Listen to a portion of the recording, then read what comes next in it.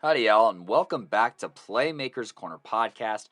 I am the title host for today, Kodey Stoffer, but I will be joined by Coach V as well as Gideon today as they recap some games that they went to. And, we actually were able to hit some pretty, a decent amount of games this weekend as a unit. And it's the midway point of the Colorado football season. A lot of teams are going to be transitioning into league following this. So, we do have our, end of the year awards kind of starting to take shape and whatnot. If you think there's anyone that should be a candidate for offensive playmaker of the year, defensive playmaker of the year, most valuable playmaker, or newcomer of the year, meaning, freshman on a football team that should be a candidate for 1A through 5A, go ahead and let us know in response to this episode. But stay tuned for that.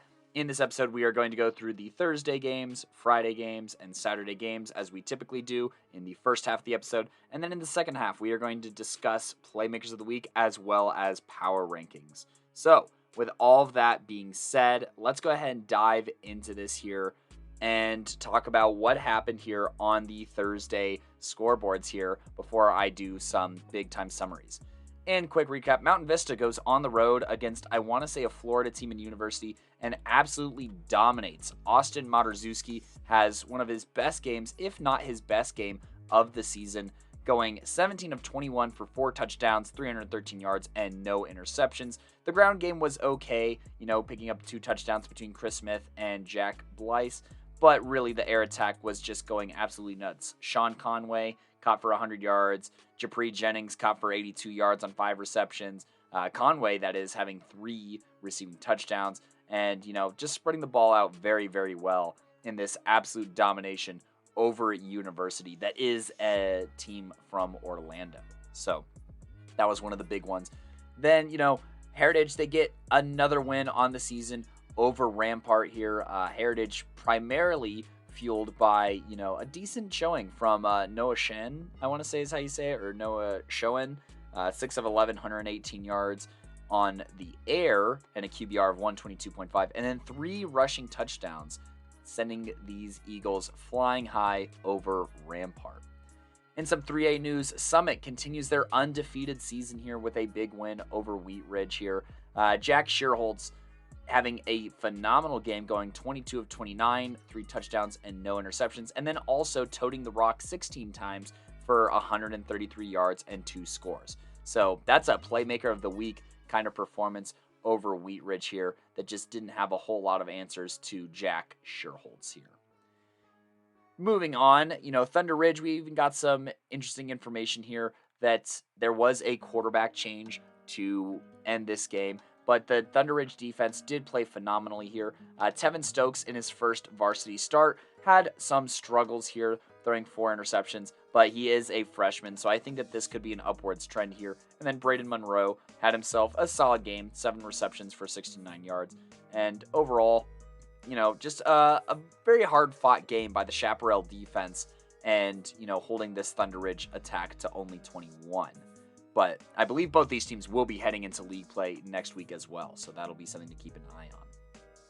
Eagle Crest, they score a huge win over Lakewood on the heels of classic performances from Diego and Peyton Taylor. Diego Kearns, that is, so no surprises there. Sierra gets a win over Mitchell here. Sierra actually, this is their first win on the season, snapping a 4-game losing streak. And, being able to finally pull one out after being so close in weeks 1 and 3 against Littleton and Liberty, they finally get some success over Mitchell here. And, part of that comes from a great passing performance from Stanklewicz. He was 8 of 10 for 238 yards, 3 touchdowns, and no interceptions. And then this ground attack totaled 379 yards and 5 touchdowns in what was a big-time win for Sierra to give them their first win on the season. Moving forward, there was the battle for Longmont between Skyline and Longmont here. Last year, Longmont took it, and this year, Skyline gets some revenge on the heels of a fantastic performance from both Caden Box and Logan Miller. I mean, look, Caden Box, he was 20 of 27 for 376 yards and 5 scores. Logan Miller had 4 touchdowns of his own on 10 receptions for 290 yards. I mean, these guys just have such a legendary connection here, and boy, did they turn up. You know, not to not to say that nothing happened here for Longmont. I mean, Colby Holmes had himself a very solid game. This is a very young team, and I think that this is a team to keep an eye out on for the next 2 years as far as taking big leaps forward. But they were just overwhelmed with the experience and the rapport of Skyline with that Box to Miller connection. And Box or Miller both having Playmaker of the Week type of performances, absolutely. Thompson Valley gets back in the win column with a 21-0 win over Riverdale Ridge. Then, as far as Pueblo goes, there was a couple of Pueblo matchups. You'll hear from Simon on one later.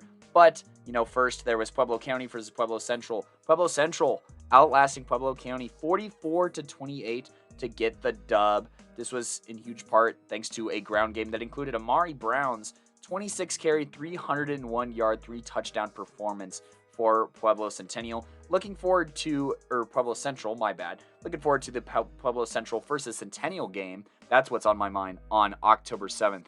I will be at Dutch Clark Stadium. But Pueblo Central, they keep it rolling. This actually puts them at a record of 3-2. So, they're back above 500. And then they will be playing Pueblo Centennial is their next game. So they have a bye week this week. So it should be a really interesting game between them and Pueblo Centennial. Pueblo Centennial, they've been playing some pretty tough teams, and they're sitting at 2-3 as of right now. And they've played some 4A teams as well, like Widefield and Cheyenne Mountain and Discovery Canyon. Well, not Discovery Canyon, but some tougher teams as of late. And so they are battle tested and ready for that matchup just as much as Central probably is. Now, Grandview, they get a dominant win over Pomona here. Can't say that I'm too surprised. They were up 35-0 heading into the second half. A little surprised that I didn't see another quarterback get some more carries or some more attempts here. But, just a dominant win for Grandview here. University, they find themselves in the win column over Highland here, a reeling Highland team. They win 48-8. It looks like there was a change at quarterback. It looks like Croissant, I want to say. And he tagged us on Twitter. He was 8 of 8 for 148 yards and 2 touchdowns in this big-time win over Highland. And then, in addition, he also had another 84 yards on the ground. Of this university's 300 total yards on the ground and 5 touchdowns. Look, Highland, they're not the strongest team per se, but this is a good win. And it looks like they might finally have found an answer at quarterback following the Johnny Wyrick, experiment, one might say here. But that is actually their first win of the season, and boy, does it come right before league.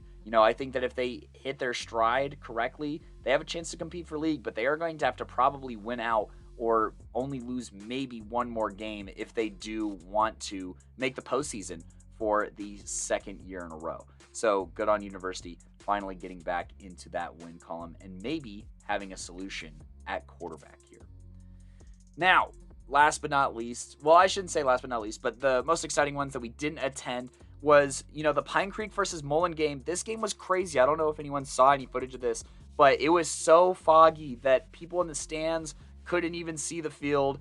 And, these teams were still trying to pass and whatnot. And it was just a very interesting game. Look, Pine Creek, they rode an explosive second and third quarter to win this game. Mullen was actually up 7-0 heading into the second quarter, but then you get 4 consecutive unanswered touchdowns from Pine Creek that puts this game away. And, when it comes down to not being able to see and you can run the ball, that's the formula here. Look, Aaron Waymeyer, I want to say, for Mullen, he had himself a respectable game, putting up 131 yards of his own. But this Pine Creek rushing attack is just so dangerous. Miller and Core combining for over 260 yards.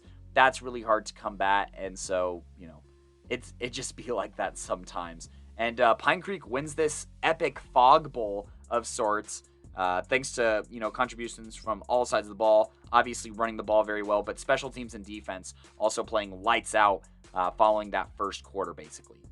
And then, last but certainly not least, this was a top 10 power rankings matchup, and I think it's a very interesting game here between Bear Creek and Fruita Monument. Look, Bear Creek had to travel to Fruita Monument. Fruita Monument coming off of a narrow loss to Grandview, and Bear Creek kept right up with them. I won't even lie, I was not expecting this here. And, Bear Creek, they only lose by 4 points to Fruita Monument. And, part of that is Fruita does have to come back here. Bear Creek, they have a 27-21 lead heading into the fourth quarter before Fruita Monument figures it out and, They recover a fumble and just get a couple of lucky breaks here to close this gap. But I mean, Fruita Monument, they turned over on downs with the score tied at 21 apiece. Then Bear Creek, they get a passing touchdown from Adrian Rico to Matai Alawa, I want to say, but they miss the PAT. That ends up biting them a little bit here because then you can't score a field goal later in the game. And Fruita, Corbin Roel, he had a 2-yard rushing touchdown, and then they get the PAT to take that 1-point lead. And then Fruita, they do drive with 8 minutes to go, and they only leave 1 minute for Bear Creek to try and respond after kicking a 34-yard field goal. And that's just not quite enough time for Bear Creek here, as they just narrowly fall. But that is Bear Creek's first loss on the season, so I don't know if we will punish them that hard for that loss. Now, as for games that I was able to attend, the game I attended on Thursday was Standley Lake at home at the NAAC versus Thomas Jefferson. And this was, an exciting game. I mean, there was 69 total points scored. Nice. And I mean, there was a ton of touchdowns, but it was not the most diverse game I've ever seen. Something that's kind of crazy to talk about here is that, on this first Standley Lake drive, they run left, run right, get an encroachment, run left, first down, end goal, run right, shed tackle, touchdown. And, I put here that the offensive line moves very well laterally and, quickly put together like swings and stuff, is complemented by very competent and quick running backs here. So, the line moves very, very well. Thomas Jefferson, they get the ball, they go 3 and out, courtesy of an aggressive Gators front seven. And then they run up the middle, short pass. There's a touchdown. It gets called back by a penalty, and then they run again, and this one gets a touchdown. And I just put that their blocking scheme is so effective, and, their backs are willing to cut inside, and their receivers are solid downfield blockers.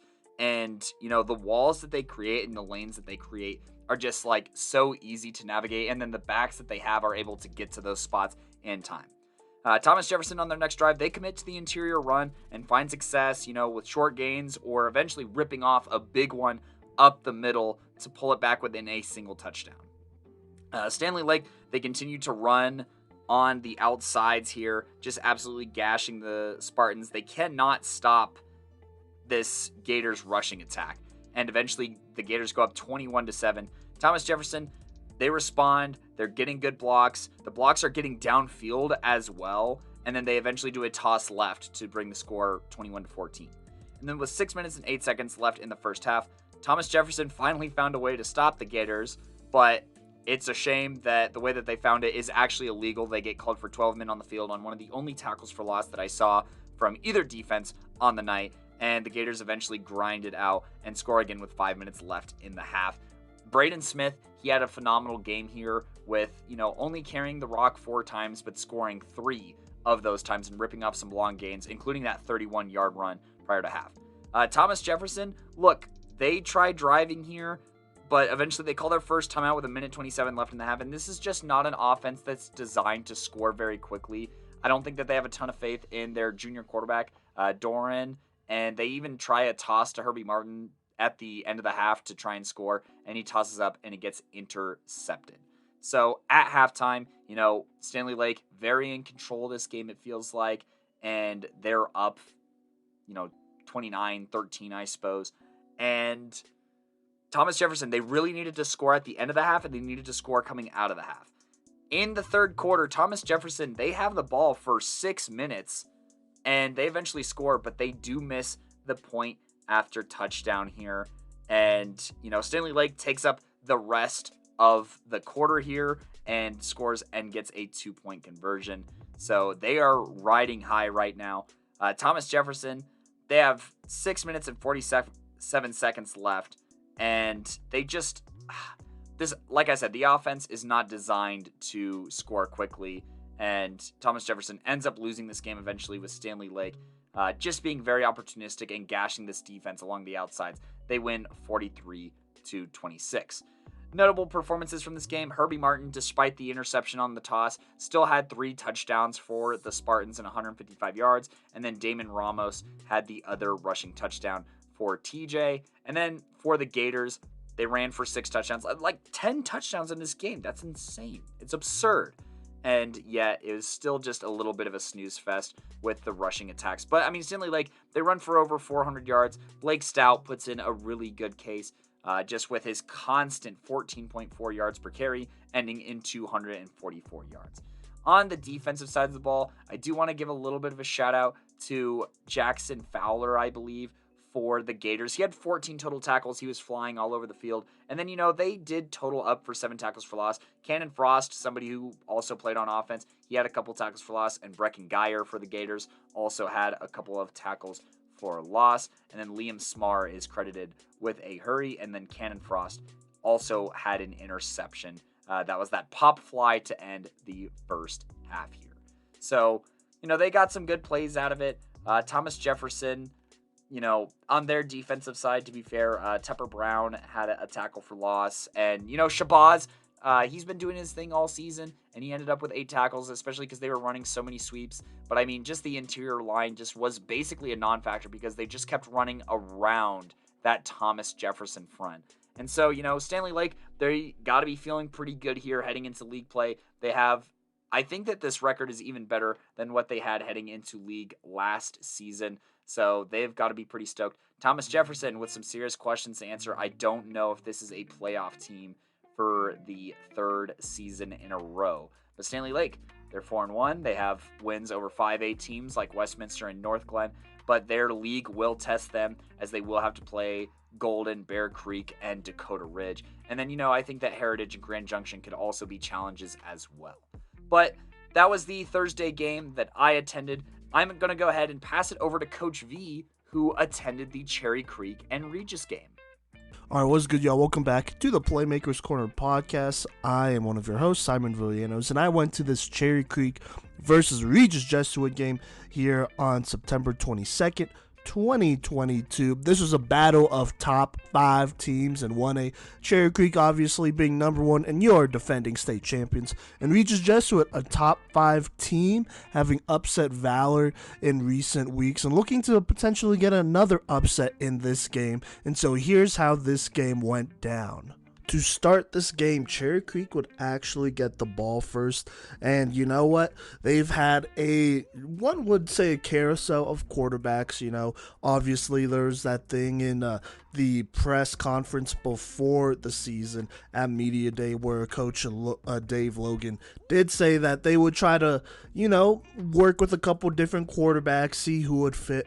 But going into this week, it's like week 4, week 5 or so, it looks like they have decided on a quarterback for now in starting junior quarterback, I believe, Aurelio Marchiol. His cousin Nico was actually a quarterback over at Regis before transferring to Arizona. He was a big-time 3-star, 4-star guy. So that's just a cool little storyline there, but he started at quarterback. But Cherry Creek was very determined to pound the football until Regis Jesuit could stop them. Because they've had a lot of success doing this to other teams like Ralston Valley, that team back in Ohio, which is a powerhouse in their own right, and whatnot, and multiple other teams since coming back. And so they were going to run it. And Bubba Tan, Carlson Tan, Bubba Tan, like I said, he got the party started, and he got carry after carry and was just ripping apart this Regis Jesuit defense. This Cherry Creek offensive line were just blowing holes wide open, allowing him to get a lot of yards plus more after the initial hit as he was just going. And honestly, Cherry Creek would only attempt like 2 passes. One of them was incomplete. It was just a miscommunication. Nobody was there for it, so that happened. It didn't matter as Bubba Tan would, still get first downs just marching down this field here. They would complete 1 pass, Aurelio would, to Ishmael Cece on a nice crossing route, and first down on 4th down to get them in the red zone. And basically, Bubba Tan would go ahead and end this drive after powering most of it with a nice little touchdown and the lead at the 7-minute 3-second mark. Cherry Creek taking that 7 0 lead. Now, Regis Jesuit, they take over here, led by their quarterback, Xander Carroll, and they just struggle. They try to run the ball, but against this D1 front 7 defensive line, they just couldn't get anything. On first down, they're stuffed. On second down, Xander Carroll pitches it to his running back, number 7, who does get a first down here. One of the rare first downs to get here in the first half. That's Dylan McCullough, by the way, who did get that first down. But then a couple plays later, it is 3rd and 13 after another short run and an incompletion. And so on third down, Xander Carroll, he drops back, but I don't know if he's just sensing the pressure wrong or what, but he does try to scramble a tad bit too early, and he gets stuffed by Easy Right to go ahead and bring up a punt with about 4 minutes 58 seconds left here in this first quarter. And so Cherry Creek, they take over on the 16 here. Raylio Marchiol, he kind of gets something going. He finds Kyer Johnston for a nice 4-yard gain. Then it's Jordan Heron who gets subbed in for Bubba Tan here.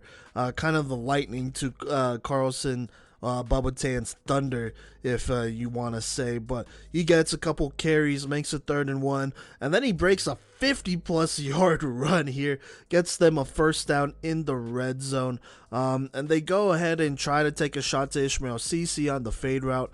Unfortunately, it was an amazing catch, but they rule him out of bounds. Then they go ahead and toss it to Jordan Heron, who basically walks in for a 20-yard touchdown. Great blocking here and a great run by Heron, but a holding penalty, I believe, goes ahead and takes that away. And then another miscommunication on a pass play where Marchiol just kind of throws it to nobody there, just brings up an incompletion. And so it's 4th and 14. They're still in the red zone, and so Cherry Creek, they decide to kick a field goal, and it's no good. It was about a 30-ish yard field goal there. And so Regis Jesuit, they get started here on the 20 with about 2 minutes 58 seconds left here in the first quarter, trying to get something going. On first down, they get a huge, or Cherry Creek gets a huge tackle for loss, bringing up 2nd and 13. After that, Logan Brantley gets another big tackle on an outside run, limiting that to only a 4-yard gain, making it 3rd and 9. Then Alexander Carroll, he throws it to number 84 here, who makes a great catch. It was kind of near the sideline, so he was aiming towards the sideline. But number 84, that is Joey Grand, I want to say. He is out of bounds, and so that brings up 4th and 9, and so they punt it, and so Cherry Creek takes over with about a minute left here in this first quarter, trying to get something going here. And so that starts with Bubba Tan getting a nice physical run for a huge 20-plus yard gain and a first down. That would also put them across midfield there. And then right before the quarter ends, Bubba Tan gets a nice 6-yard gain, bringing up 2nd and 4. Now, 2nd and 4 here, Tan up the middle. He gets a first down there, does his thing. A couple plays later, it is 3rd and 7. Marchiol takes a shot downfield on a rollout, but it is short and incomplete, bringing up 4th down here. And so Cherry Creek, they decide to go for it here. Take another shot downfield, but it is, the ball is thrown out of bounds, and so it is incomplete. And so that's a turnover on downs. Regis with another chance to potentially get on the board. Now, before they could even start this drive, there's a delay of game, and so it's 1st and 15 when they get going here. And so Xander Carroll, he goes ahead, drops back, winds up his arm, and throws a beautiful ball to number 7. That's Dylan McCullough, and he reels it in for a nice 30-plus yard gain here. Just an excellent catch and one-on-one coverage. Now, he goes ahead and makes that first down sign pointing towards the end zone, and the refs flag him for unsportsmanlike conduct. And so that kind of kills the vibes of this drive a little bit here, as that does push them back 15 yards. And so couple plays later, it is 3rd and 8. They're at around midfield. Xander Carroll, he tried to run it up the middle. He is stuffed. They try another run up the middle with the running back. He is stuffed, and so it's 3rd and 8. And then Blake Purchase goes ahead and kills his drive himself with a huge sack, tracking down Xander Carroll, making it 4th and 15, and they punted. And so that penalty would actually be huge, because one could argue they would potentially be in field goal range if they did not have that penalty. And that penalty really just took out a lot of the air in that momentum there. So there you go. Now, Cherry Creek, they're not panicking. There's 8 minutes, 27 seconds left here in the second quarter. And so here we go. Jordan Heron, he's in. He gets a nice couple yards, making it 2nd and 4.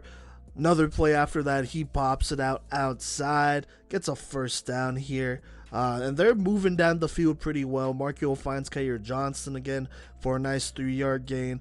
But then Regis Jesuit finally gets pressure and forces an incompletion, bringing up 3rd and 7 here. But doesn't matter. Jordan Heron, he goes ahead and gets the first down.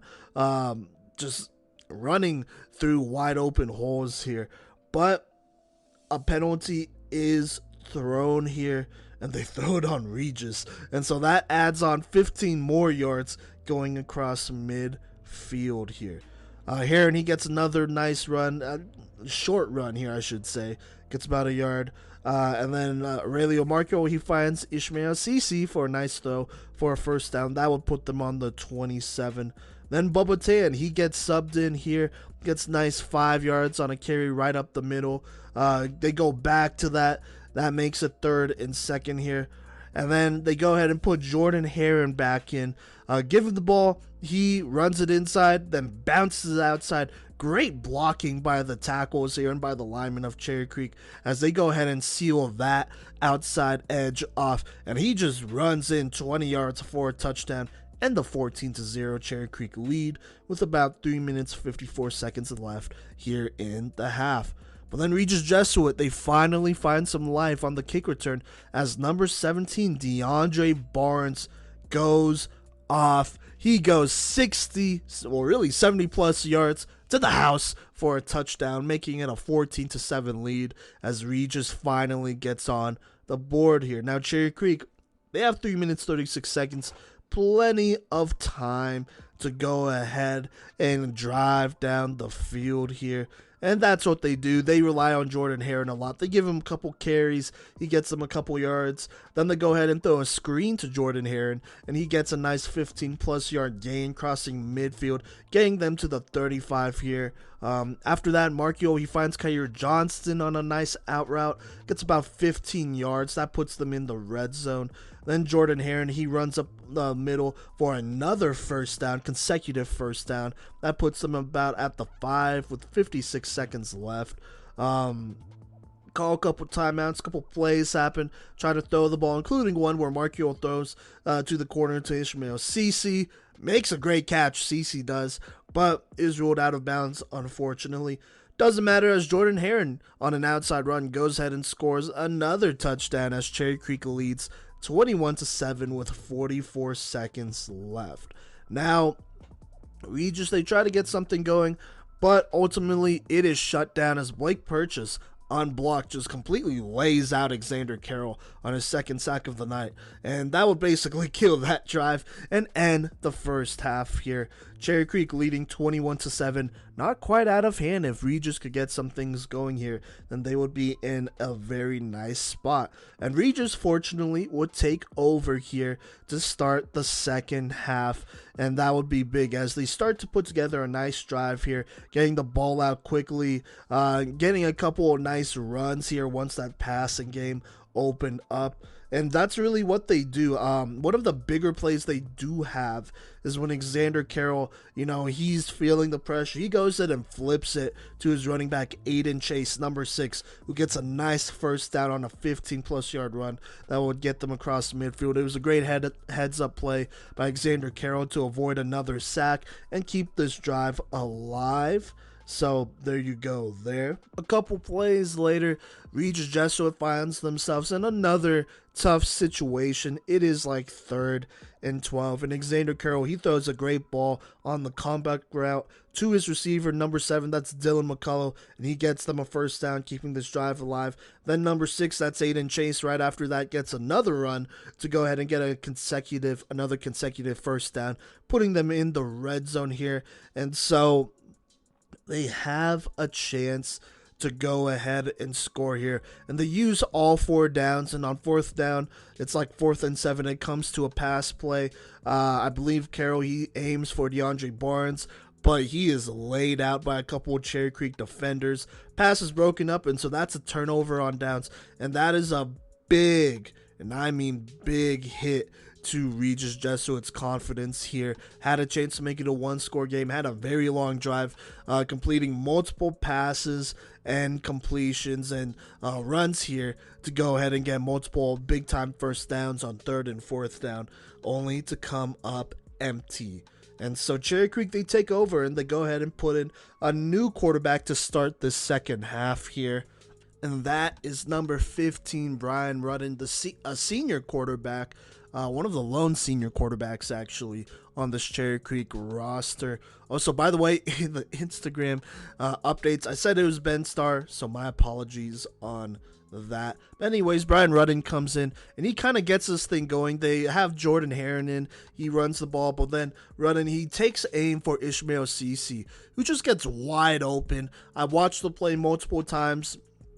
I don't know why, but the corner thought that Brian here was throwing to the receiver in the flat route, which led Ishmael Cece wide open, and he goes ahead and burns this Regis Jesuit for an 80-plus yard touchdown, making it a 28-7 lead. A haymaker by Cherry Creek here with 5 minutes, 7 seconds left. Now, Regis Jesuit, they try to get something going here, but they go 3 and out as they are stopped here, which is really interesting because it was a 4th and 4 situation. It looked like they were going to try to go ahead and go for it here, but then they have another penalty thrown on them, and that's kind of the story of this game. A lot of penalties on Regis, and it wasn't like, you know, it was just the refs were going against Regis. They were just bad penalties that shouldn't have happened, to be honest with you, that Regis just kept committing. And so that made it 4th and 10. And, you know, I probably still would have went for it here if I was Regis, but they decide to punt it. And so Cherry Creek, they go ahead and take the ball over on the 39 with 3 minutes, 29 seconds left here in this game. Jordan Heron gets a nice 15-plus yard rush. Rudden, he makes a nice throw here. He makes a nice throw, but it is dropped. It's incomplete here. A couple plays later, it is 3rd and 9. And so Brian Rudden, he goes at it. He takes aim for Kyer Johnston downfield. He is in one-on-one coverage. The speedster, that is a bad idea, as he goes ahead and outruns his corner and gets a long, at least a 40-plus yard touchdown on Regis Jesuit. Another consecutive haymaker here, with making it 35-7 with a minute 24 seconds left in this game. And that's basically it, as Regis Jesuit loses to Cherry Creek. Cherry Creek winning. The final would be 42-14 at the end here. Cherry Creek remaining at number 1. A very convincing win. This is the first time I got to see Cherry Creek this season, and they did such a good job here. Just watching them play and do their thing here. They really didn't have to pass the ball at all to win this game. They were doing a very good job with Bubba Tan and Jordan Heron just absolutely ripping apart this team. Also, shout out to Jaden Fox, freshman running back. He got his first touchdown of his young career as well. He had a nice 50-yarder at the end to, I think that was Cherry Creek's last touchdown to go ahead and end this game here. And so shout out to him. This Cherry Creek offensive line did an excellent job. If I could give a playmaker or a player of the game award here, it would probably have to be either to Cherry Creek's offensive line or to the running backs. They did a very good job here. And then Brian Rudden at the end, 2 shots downfield, accurate throws in rhythm to go ahead and put Regis away. That's clutch, and so I'm not super worried about these Cherry Creek quarterbacks. Eventually, they're going to have to settle on one. Like I said, Aurelio Marchiol, he did get the start here, and that's good for him, but Brian Rudden would come in and throw 2 touchdowns to kind of put away Regis Jesuit, so there's that as well. All right, so Regis Jesuit, they are now 2-3, unfortunately. They beat Valor at the beginning in overtime. They beat Arapahoe after they lost that close out-of-state matchup. And then they just dropped these last two close one to Ralston Valley, and then not a close one at all to Cherry Creek. Coming up, they have Douglas County. That's probably a game they should win. And then they play Pine Creek. That's a game that I'll go to. That'll be a big game for Regis Jesuit here. So that's what's up next for them. Then you got Cherry Creek here. They will begin league play. They are 4-1, only losing one game, 13-9, to a powerhouse in St. Edward from Ohio. So gotta be feeling good if you're Cherry Creek here. But they play Cherokee Trail, then Smoky Hill, Eagle Crest, Arapahoe, and then Grandview to end the season. That Grandview game will probably be for the league, so we will see how it all goes down. But there you go. That is the recap for Cherry Creek versus Regis Jesuit. And thank you, Simon, for that summary on Creek versus Regis. And with that in mind, we will be transitioning to the Friday night scores. And so let's go ahead and jump into Friday night here and all of the crazy action that went on here in Colorado football. I think that one of the very first massive surprises and biggest upsets of this entire week was 3A Palisades win over Golden High School. I mean, look, Palisade here, they have been struggling. I think that this was actually their first win this season. Because, I mean, they've just had a really tough schedule up until this point. Their very first game was against number 1 ranked Roosevelt. Then their second game was against Grand Junction Central, a 4A team. Then they did lose to a 2A squad, but Delta is a really good 2A squad. And then they lost to Montrose, which is another top 10 4A team. I did predict that the beginning of this schedule would be insanely difficult, and it lived up to it. And so with their backs against the wall, Palisade does what Palisade does best, and they ran the ball like crazy. They had 62 carries for 341 yards and 5 touchdowns in this improbable 1-point win, meaning that on one of those touchdowns, matching Golden's 5 touchdowns, they went for 2 and pull off the upset dub, much like Golden did just a few weeks ago against Denver South. So Palisade, with their season, maybe already over, but their back's definitely against the wall, they do get the win here. In some more 4A versus 5A matchups, Pueblo West faced the far Northeast Warriors, and they win 28-14. Gavin Lockett having another solid game, 15 of 23, 124 yards, and 2 touchdowns. Jacob Trader out of the backfield, eclipsing the 100-yard mark, and also getting the other 2 scores here. So it's worth to note that far Northeast was missing just that it factor from Dre Monty Jackson. I don't know if he was limited in carries for some reason, since he only had 4 touches this game. And in turn, this far Northeast team lost 4 fumbles on Friday night, and that is just not a winning formula here. Moving forward, Northfield gets a big-time win over Adams City, 49-7. Christian Love throwing 4 touchdowns in that game. I'd say another upset watch here is definitely Rifle's win over Brush. Rifle gets 28-23 over the state runner-ups from 2A last year. Moving forward, Lyman with a massive win over Buena Vista. In Buena Vista, 50-13. Massive 100-yard performance from Gabe Schubarth, obviously. Trayton Marks with another incredible game, 3 tackles for loss. And Jordan Rockwell continuing to play mistake-free, disciplined football and is, I think a solid enough quarterback for this team to go far. And some other scores here. Legacy gets an upset win over Legend here. They jump out to a 17-0 lead here early in the game before Legend tries to climb back in with a score in the first half. Legacy then eventually goes up 24-7 entering halftime, and Legend just is never able to bridge that gap following that. Despite, a pretty good performance through the air from John Brookhart, going 22 of 38, 238 yards, 3 scores, no interceptions, it appears. But, the rushing attack was a little bit stagnant here. This legacy team continued to surprise me week in and week out. I didn't know how they would fare with how much talent they graduated, and yet here they sit at 3-2, I want to say. And so, I'm very impressed with where this team has gone and where they've bounced back from too. Because, they opened up the season with a very tough, short, small loss, I should say, to Arapahoe 10-3. Then they lose to a Florida team. And ever since then, they have been averaging over 31 points per game since the 9th of September.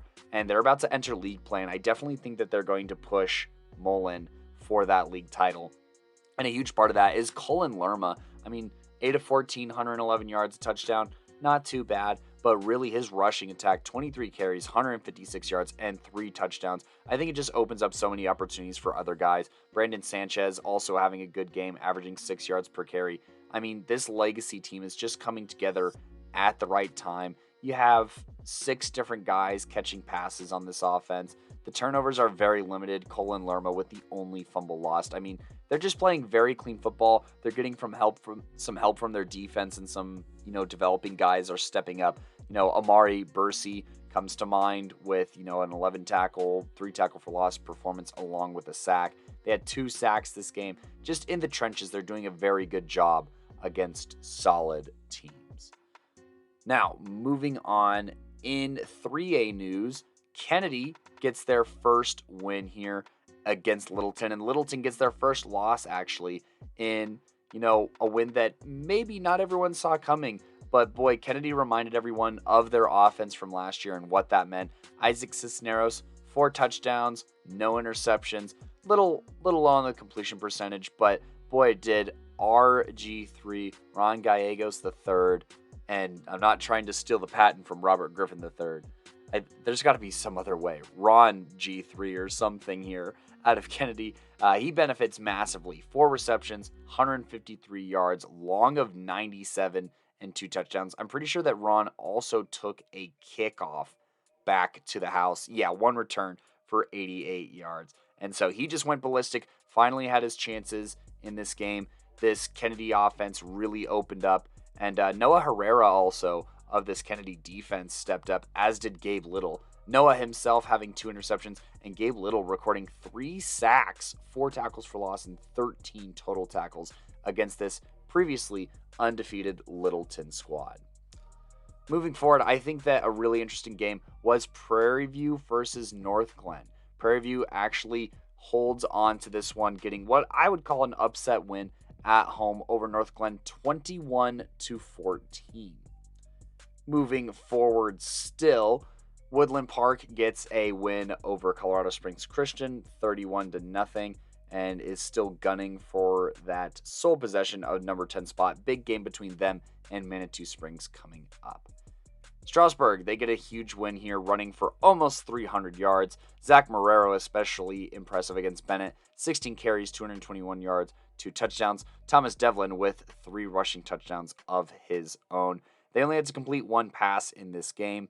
I probably would have continued to iron out the pass game, but, a win is a win is a win, especially against Bennett just down the road for Strasburg.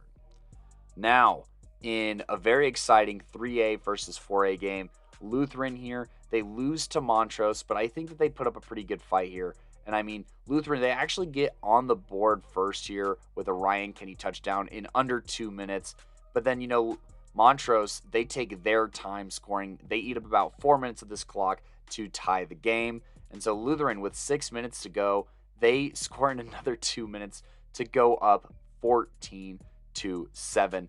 And then Montrose eats up 4 minutes of the first quarter and even goes another 3 minutes into the second quarter before getting their next touchdown here, leaving 9 minutes in the half before Lutheran receives the kickoff. And right here on this drive, this is where things start to turn on Lutheran. After playing a really solid game up until 7 minutes to go, they unfortunately fumble and Montrose recovers, and they eat up 3 minutes on this drive, pulling ahead for their first lead of the game to go up 21-14.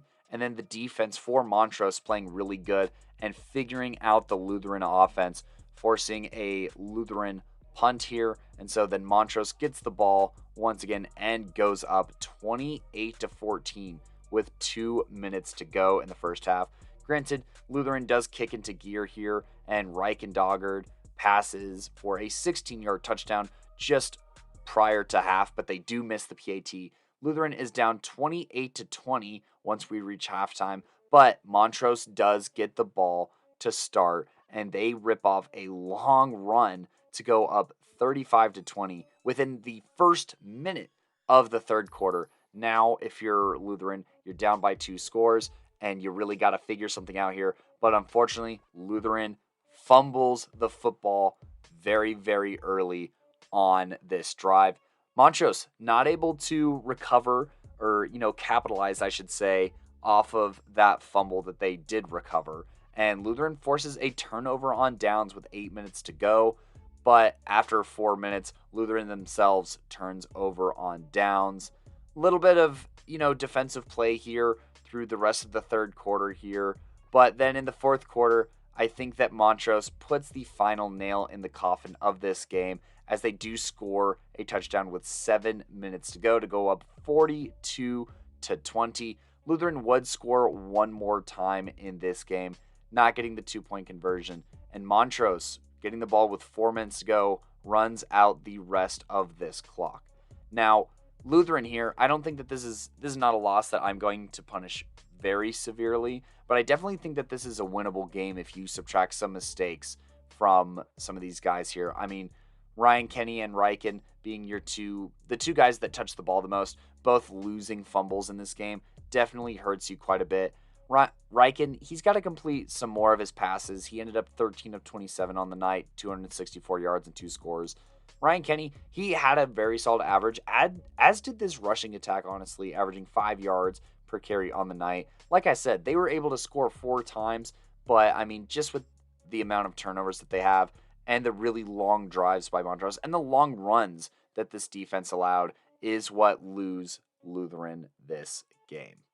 Monte Vista with a solid win over Peyton here, winning 50-22 in 1A action.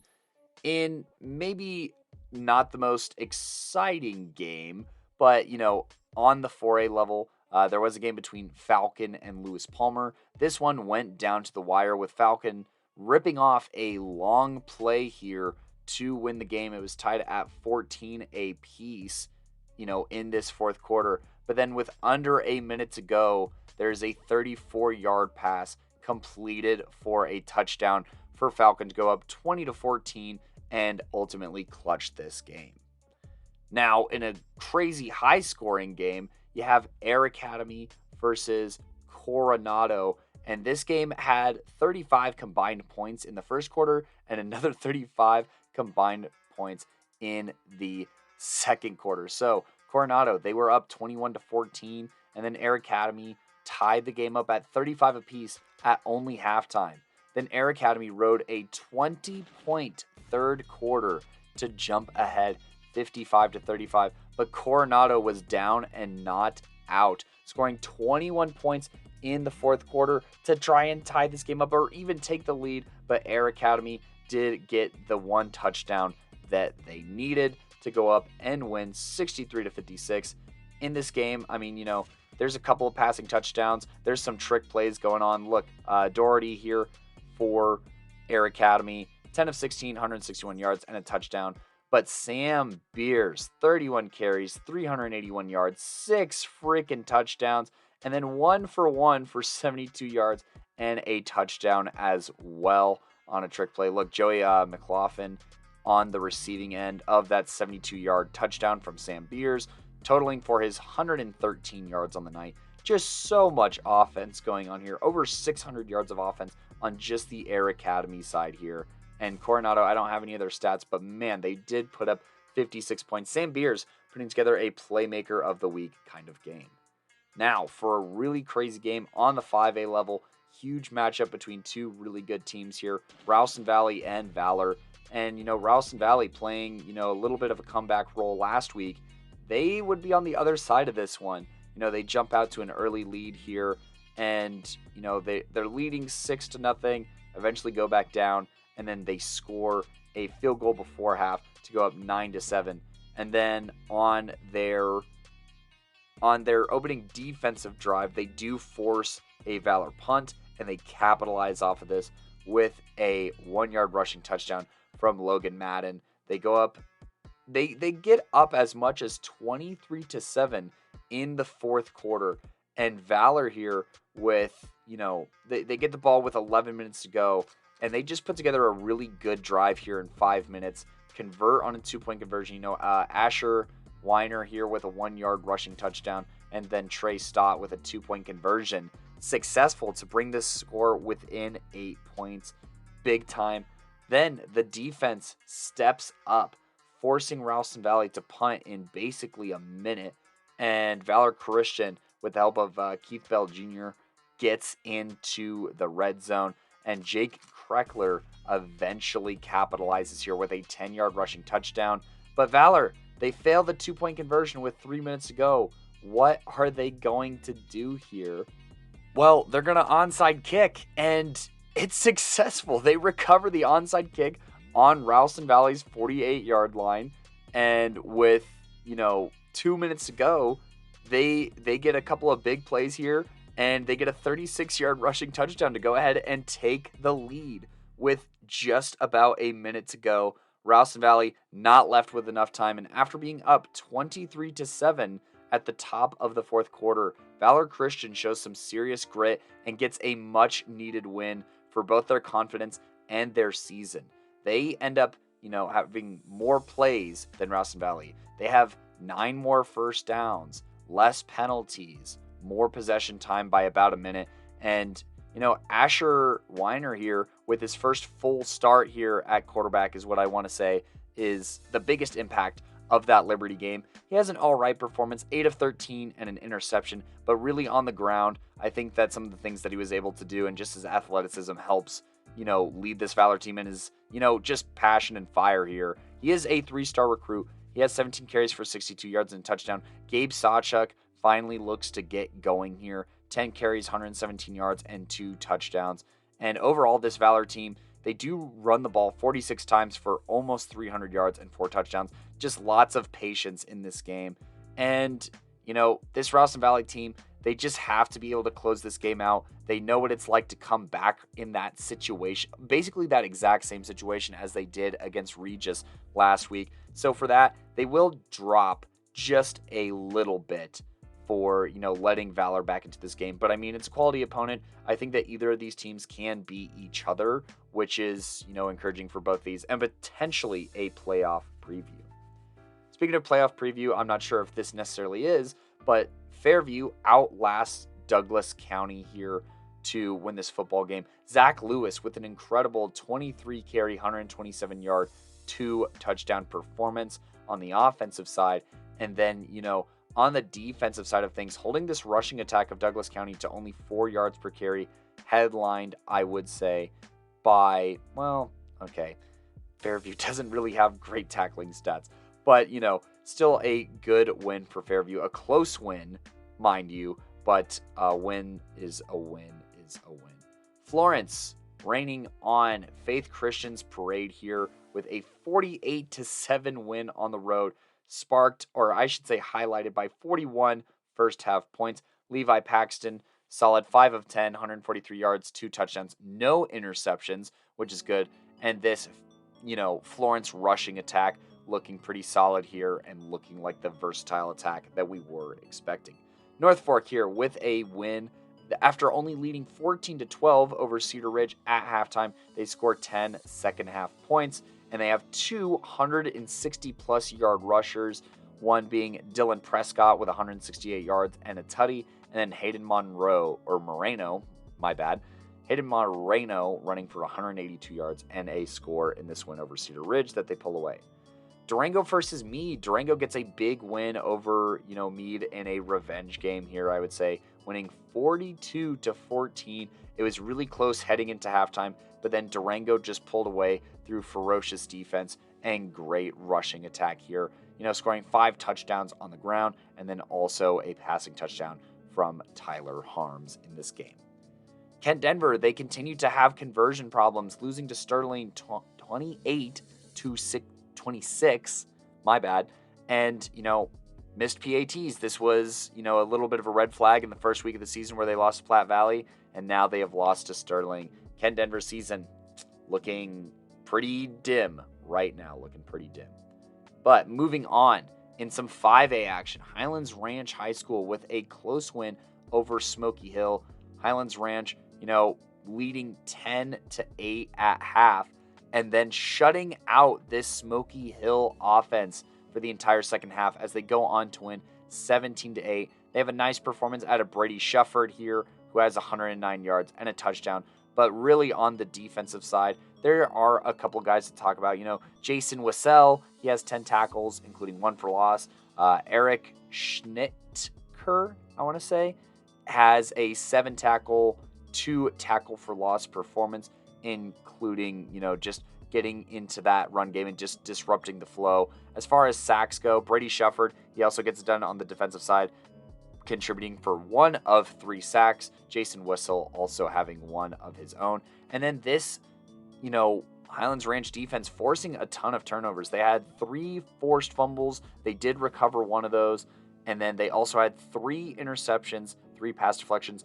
Jason Wissell having 1 of those interceptions. So he had himself a pretty solid game, and so did Tiernan Daly. However, I think that the Playmaker of the Week candidate is once again Isaac Engel, who had a fumble recovery for a touchdown, a forced fumble. He had an interception that he took back 40 yards and 21 tackles, including 18 solo tackles in this win over Smoky Hill. Highlands Ranch High School sporting a really good defense and definitely surprising some people here so far this season, going 2-3 and being pretty competitive in these losses to Fairview, Eagle Crest, and Roosevelt. They enter league play and will be trying to play spoiler over Rock Canyon on their homecoming night.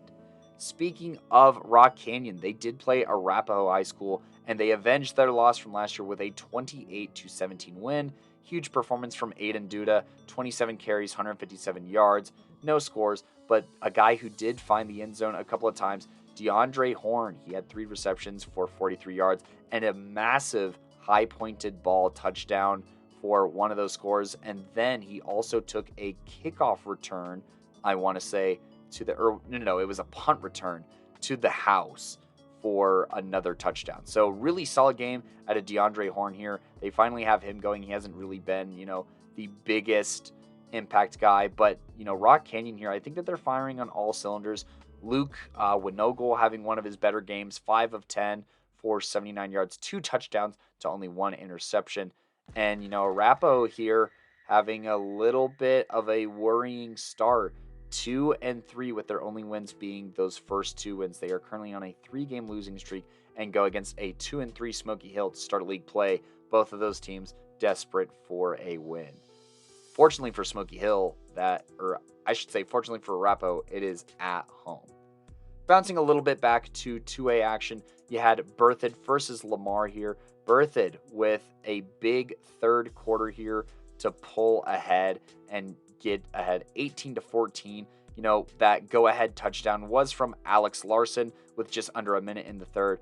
And then Berthoud, with 6 minutes to go, they intercept a Lamar pass on the 43-yard line to kill a Lamar drive and basically clutch this game from that point on, just not leaving Lamar with enough time.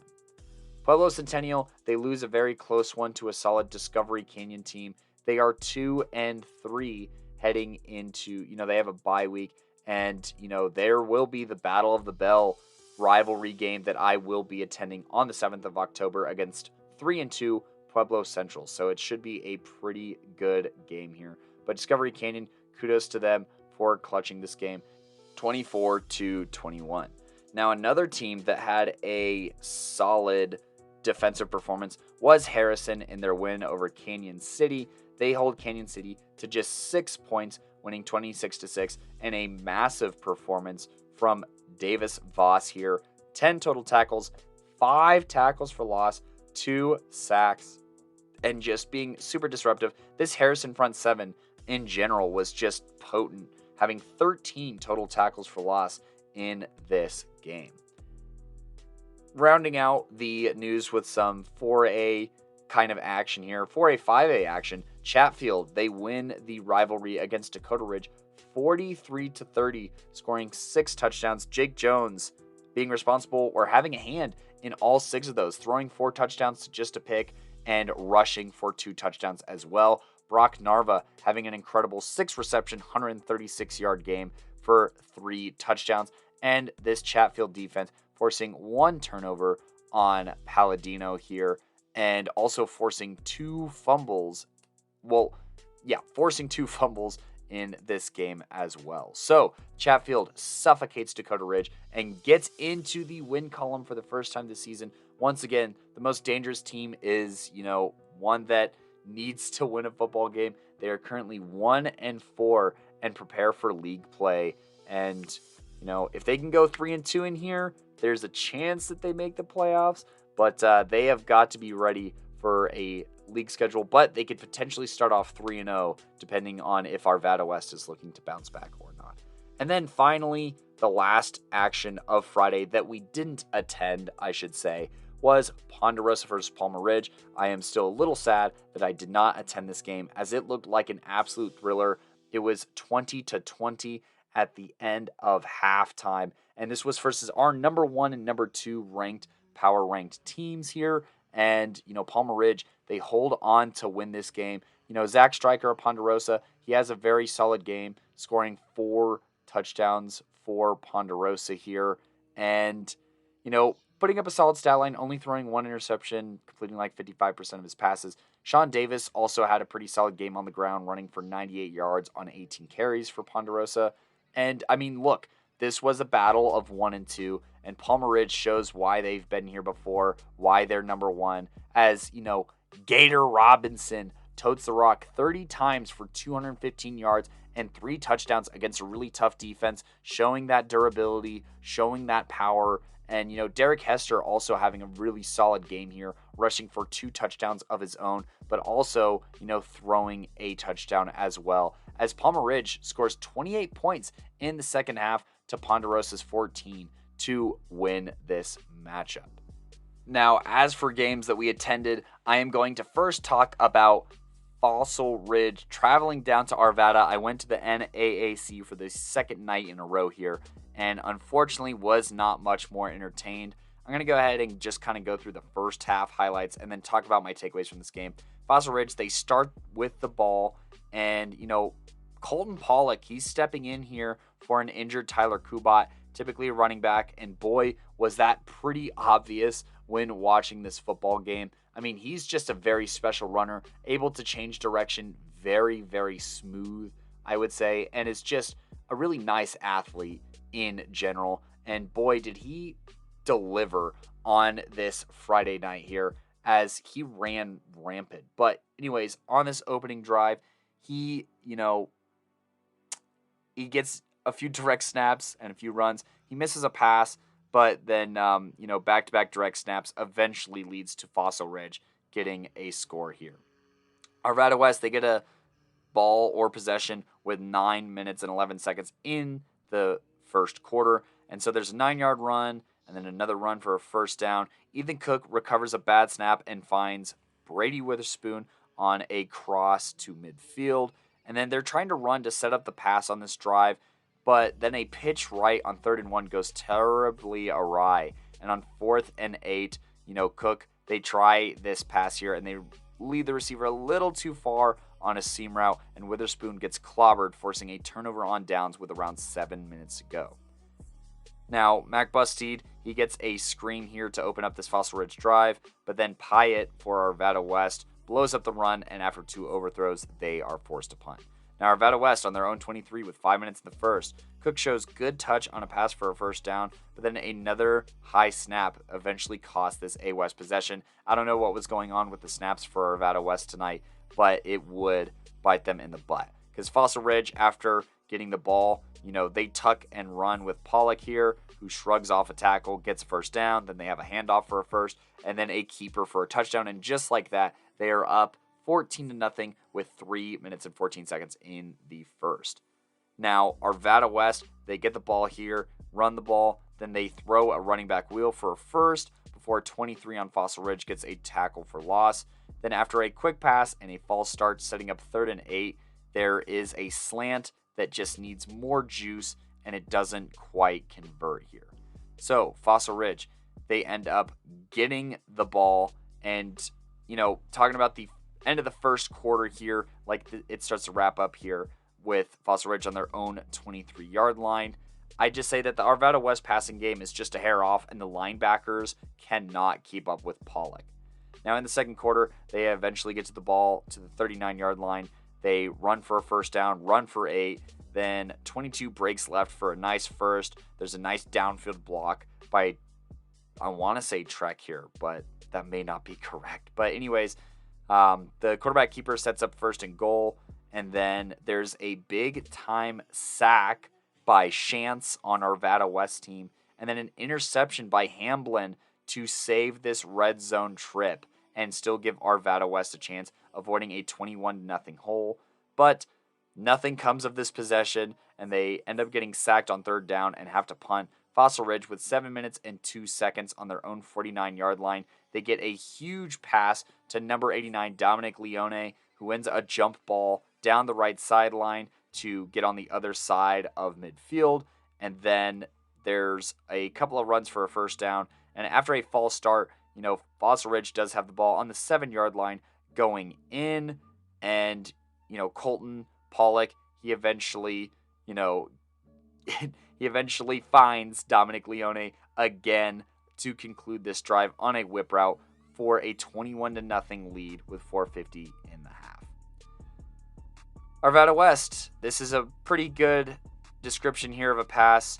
Cook just, leads one guy too far in one play, and then he throws an absolute dot into a tight window, and his receiver drops it, and they are forced to punt here. Arvada West, when passes weren't exactly 100% accurate typically throughout this game, and when they weren't always caught. So, tough night for Arvada West, honestly. Fossil Ridge getting the ball. They do have to punt, but then Arvada West, when they get the ball with 2 minutes and 44 seconds left on the clock, Ethan Cook, there's a miscommunication of some kind with a wide receiver, and he throws a pick six directly to a defender to go up 28-0. I eventually end up leaving this game at the conclusion of the third quarter here. Arvada West loses this game to Fossil Ridge 50-14. Colton Pollock with a very incredible Playmaker of the Week like performance here. 22 carries, 172 yards, 3 touchdowns, and then also a passing touchdown. Needs to clean up the pass game a little bit here. He's definitely no Tyler Kubat, but for a sophomore stepping in, beating a top 25 opponent, this went well. And this Fossil Ridge defense is just terrorizing. I mean, they get 7 sacks on the night. 3 O'Frericks with 2 of them, Julian Smith with 2 of them, and then 3 other guys with a single one apiece. They get 3 interceptions on the night. Luke Kristen with 64 yards on his return, and they also recover 3 fumbles. I mean, forcing 6 turnovers and getting it done on the ground is going to win you these big games here.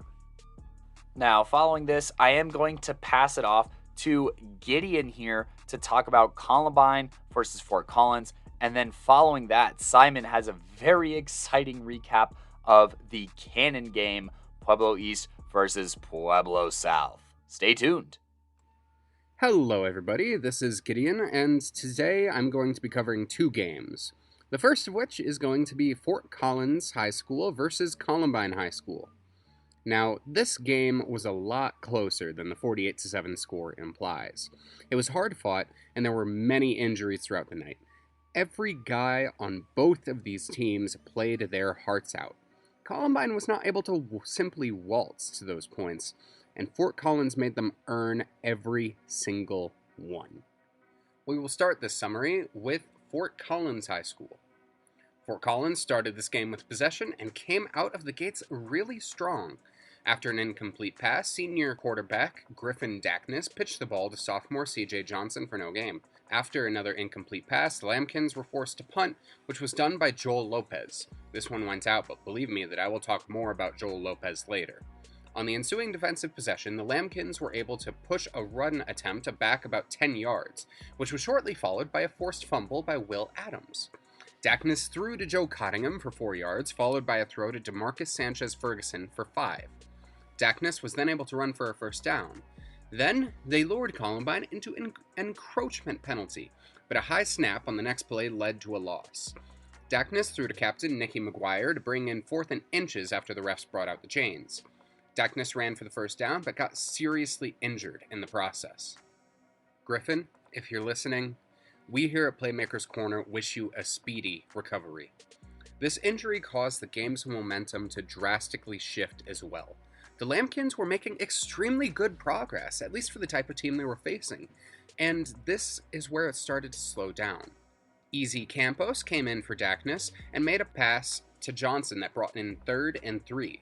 Another high snap, however, led to a fumble. On the next offensive possession, Michael McDonald got a good return on the kickoff, but a sack on Campos and Johnson getting tackled for loss did not help things. They almost got a first down after Campos managed to outrun and outmaneuver the defense, but his 5-yard pass went over its target. They then had Lopez punt, which went long. A FOCO penalty brought in a Rebel first down, and they allowed a touchdown with 2 minutes 30 seconds left in the first quarter. McDonald had another good return with a lot of good spatial awareness, but after this, the run was not working, and a couple of incompletions led to another 50-yard punt by Lopez. After some great coverage, the Lambkins almost forced a fumble, followed by Sean Topher forcing a fumble. On offense, FOCO got tackled for loss and forced an offsides call heading into the second quarter. To start the second quarter, after a throwout, Campos threw to Joe Van Meter for 20 yards while under significant pressure. Kevin Lozano got a good short run, but a false start brought up 3rd and 9. Campos threw to Van Meter again for a first down, but then Campos was sacked. This led to a field goal attempt that fell short. On defense, Jackson Barron had a good tackle, which stopped a run that would have been a touchdown. The D-line as a whole had some good defense, but they could not stop the exterior run, which let in another touchdown. McDonald got hurt on the kickoff, which was almost lost regardless. After an incomplete pass, C.J. Johnson had himself a 3-yard carry, and a pass to McGuire brought in 4th and 3, which led to a punt. Lopez got a punt that went at least 50 yards, where Sean Topher pushed out the return. Barron had good air coverage, but a pass interference call made it so that the Rebels would get in a touchdown. Van Meter got a good 15-yard return on the kickoff.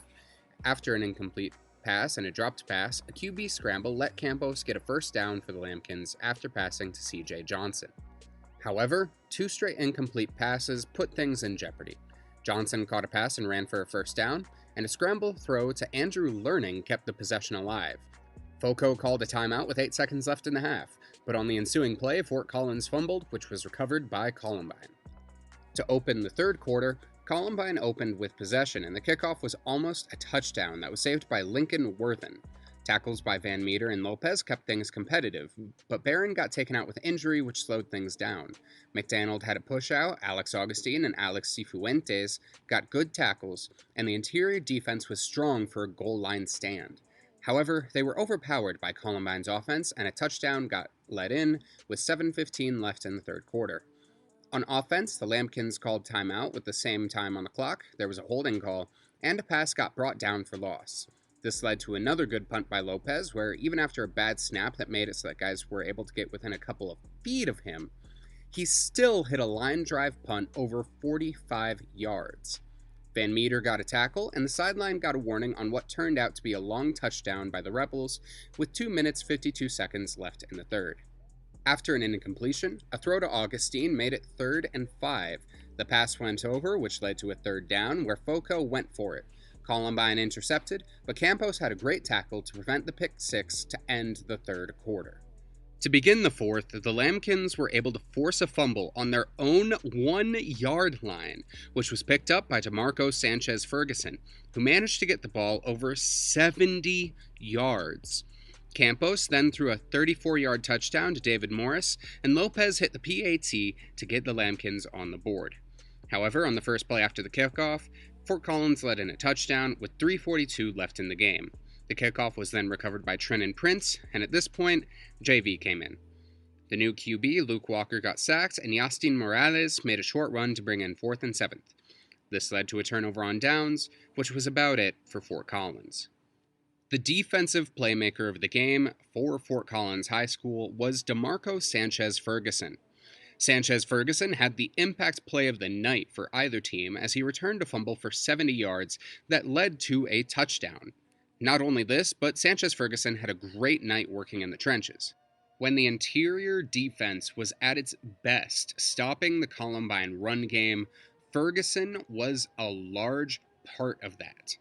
The offensive player of the game for the Lambkins was C.J. Johnson. Sophomore C.J. Johnson is a guy that was all over the place during this game and made his presence known. Johnson was the receiver on a lot of catches that occurred throughout the night, and he got a lot of yardage. When this game was at its most competitive, Johnson was doing well, and as a sophomore, I cannot wait to see how he improves. He's the type of guy that helps carry your team to the playoffs when he is an upperclassman. The playmaker of the game for the Lambkins is Joel Lopez. Joel Lopez is a great punter, kicker, and defensive back. Both of his in-game kickoffs went very far, and he worked very well punting, especially under pressure. Lopez, unfortunately, had a great opportunity to show off his leg tonight, and he showed out. During halftime, Lopez came out early and practiced his kickoffs from the 50. Only one of the practice attempts that I counted failed to get past the end zone. You heard that right. He was 9 of 10 for getting kickoffs over 60 yards. He also made a lot of really good plays on defense, which demonstrates his high motor with consistently good results. It's hard to put into words, but if you want to see a good kicker and punter and a good defensive back, make your way to Fort Collins High School and say hi to Joel Lopez. When I was about 4 or 5, I started playing soccer, says Lopez, which I kept doing until I was in 7th grade. I loved the physical nature of football, so I started playing. Having older brothers will do that to you. They'll teach you to be tough. Now, the summary for Columbine. For the size of the team that Columbine has, they had some of the most disciplined warm-ups that I've ever seen, and it translated, especially later in the game. However, opening the game on defense was Mason Moreno, who pushed the kickoff return out of bounds. Columbine played all-around good defense and forced an early punt. A run was pushed forwards by a pile, but followed by a run by Josh Snyder that was brought back for loss. Really early in the game, this run was not working, which was evidenced by a fumble. The Rebels could not hold the QB run and fell for an encroachment call. They were not stopping the run again, but they forced and recovered a fumble. James Leeson ran for a short second down, which was followed by Marcaine Taylor carrying a first down. Sorry if I am mispronouncing that. Reeve Holiday ran for the touchdown with 4:13 left in the first, and Julian Ruiz hits the PAT. Snyder got a really good distance on the kickoff. Once on defense, Will Adams got a good tackle, and Alex Cook got himself a sack. However, 6'4" defensive end Rocky Shields got hurt on this play. Peyton Wainwright got a tackle for loss to force 4th and 20 and a punt, which was returned by Taylor for 20 yards, which was brought back by a penalty. Joey Tonelli got a run, and then I witnessed what Kodey calls one of the rarest plays in all of Colorado football history. Columbine quarterback Reeve Holiday threw a touchdown pass to Josh Snyder, whose hands it bounced off of and the ball hung in the air, while Snyder fell to the ground. He reached up and managed to bring it in while on his back in the end zone. He then had to leave the game for a minute because the wind got knocked out of him. Ruiz hit the PAT and the Lambkins had the ball, but the Rebels played good defense to force a punt. They almost dropped it and lost it, but then Taylor managed to get a 20-yard run. But then the ball was lost on a fumble. On defense, the Rebels fell for an offsides lure to end the first quarter. The Rebels started the second quarter with Cannon Burchard swatting a Fort Collins pass out of the air. But aside from that, the air was not well defended to open this period, as they allowed a first down in that method. James Bassinger and Carlos Mendoza shared a tackle for loss, then the Rebels got a sack, which forced a punt from 4th and 20. After a first down run, 6'3" lineman Ian Turner went down and was out for the game. Taylor got a 12-yard run, followed by a 4-yard run by Snyder. Taylor then got a 25-yard run. After a penalty, the Rebels had to recover from a 1st and 20, and after Taylor had 2 straight runs, Holiday ran for a TD, and Ruiz hit the PAT with 4:55 left in the half. The Rebels almost recovered the kickoff and then forced a punt. During the punt, 6'5" lineman Vicente Chavez got hurt and was taken out for the rest of the game. Snyder got a good run on a lunge over a few guys and then got a short run. Taylor ran for a long gain, and then a bad pass got bailed out by a pass interference call. Snyder then got a touchdown run, and the PAT by Ruiz was good with 1:38 left in the half. Snyder got the kickoff for about 40, Allen Pham got good coverage, and Cannon Bouchard recovered a fumble to close out the half. After almost returning the third quarter kickoff for a touchdown, which got called back due to holding, Snyder caught and ran for 15 yards, and then Taylor ran for long, which was no good after blocking in the back. Taylor then ran for first down, followed by a lot more running by Snyder and Taylor. This running was facilitated by a lot of good blocking by the O-line, and Taylor was able to get a touchdown, but the PAT doinked the right upright, and the kickoff went out with 7:15 left in the third. The defense forced a timeout, and after a blindside penalty, Snyder got a 20-yard run. Snyder then got a touchdown on a 45-yard run, and the PAT was good by Ruiz. Another kickout went out of bounds with 2:52 in the third. Mason Moreno got an interception after good defense, and ran for 45 yards with it to end the third quarter. In the fourth, after a false start, which led to a pitch to Taylor that led the Rebels to the 1-yard line, there was a fumble that made it 70 yards the other way. After a while, the Rebels allowed a TD with about 4 minutes left in the game.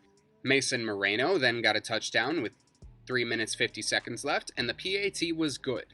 Daxton Wood got a sack, and the defense put good pressure on the FOCO QBs, and this forced a turnover on downs. This basically closed the game for Columbine. Defensive playmakers of the game are Mason Moreno and Cannon Bouchard. Both defensive backs, Mason Moreno and Cannon Bouchard, had a good night, with both having big tackles, being involved in fumbles and interceptions, and good air coverage. This duo is going to be hard to get over and get through as the year goes on, especially once the playoffs come for the Rebels. Offensive playmaker of the game is Marcaine Taylor. Again, if I'm pronouncing that incorrectly, I'm sorry. But running back Marcaine Taylor plays much bigger than his frame, with multiple tutties and a lot of yardage. Taylor's pound-for-pound speed and power are only matched by one running back that I have seen on the high school level. And without Taylor as one of the heads of the dragon for the Columbine offense, this team would be much less lethal. A lot of the looks that he got over the course of this game were very small, and most running backs would not have been able to make those quick decisions. But he was able to get through holes that not even a penny could squeeze through. The playmaker of the game for the Rebels is Josh Snyder. Snyder barely got past Taylor for playmaker of the game, but his kickoffs gave him an edge. A running back / kicker is not something that I've seen in a while, and the last one that I saw that was effective as Snyder ended up winning a state championship MVP trophy. Snyder had a couple more touchdowns for the Rebels and a lot of grounds covered, but his legs put him far enough ahead to get him playmaker of the game because of his kickoffs. "I'm always looking for the backs of my hoggies," said Snyder. "If they open a hole even 6 inches wide, I'll try to get through. I'll run through anything." In summary, I'm going to make the hottest of hot takes that's ever been taken. Columbine is a really good team. Though the score gap was wide, for a lot of the game, it was closer than it indicates. Not close, but closer than one would think. If Dakness had not gotten hurt, this game would likely have been much closer, at least within 20.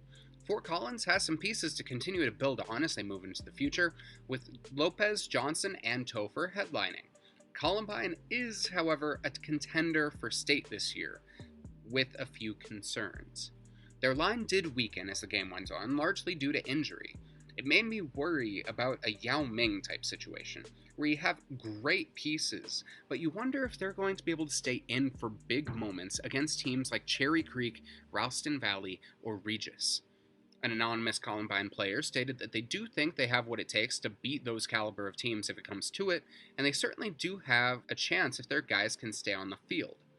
Fort Collins, now 1-4, will play Fossil Ridge at Canvas Stadium at CSU next Friday, which I will be in attendance for, along with Pooter versus Rocky Mountain, which should be a fun doubleheader.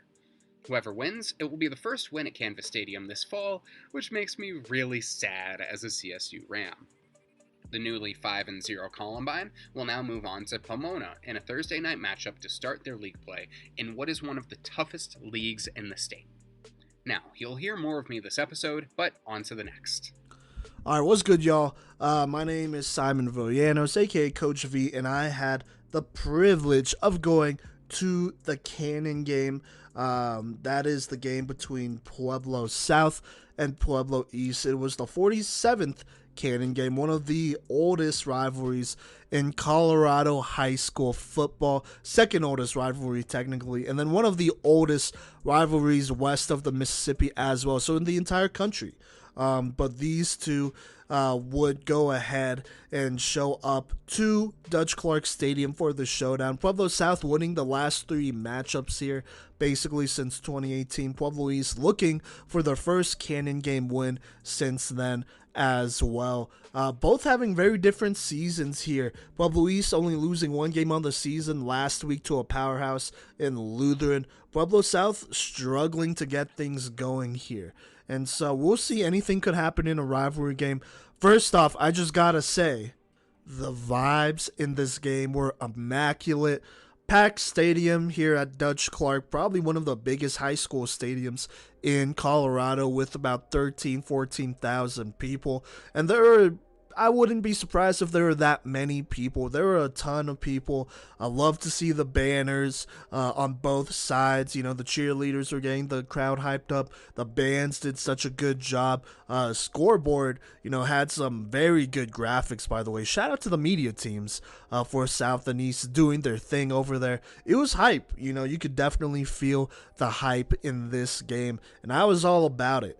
And so here's how it went down. Pueblo South would go ahead and receive to start this game, and Pueblo East would go ahead and try to kick an onside kick, taking a page out of Lutheran's playbook from last week, and they would almost get it, but not quite. South would end up recovering it on the 43-yard line moving forward, and here's how this would go down.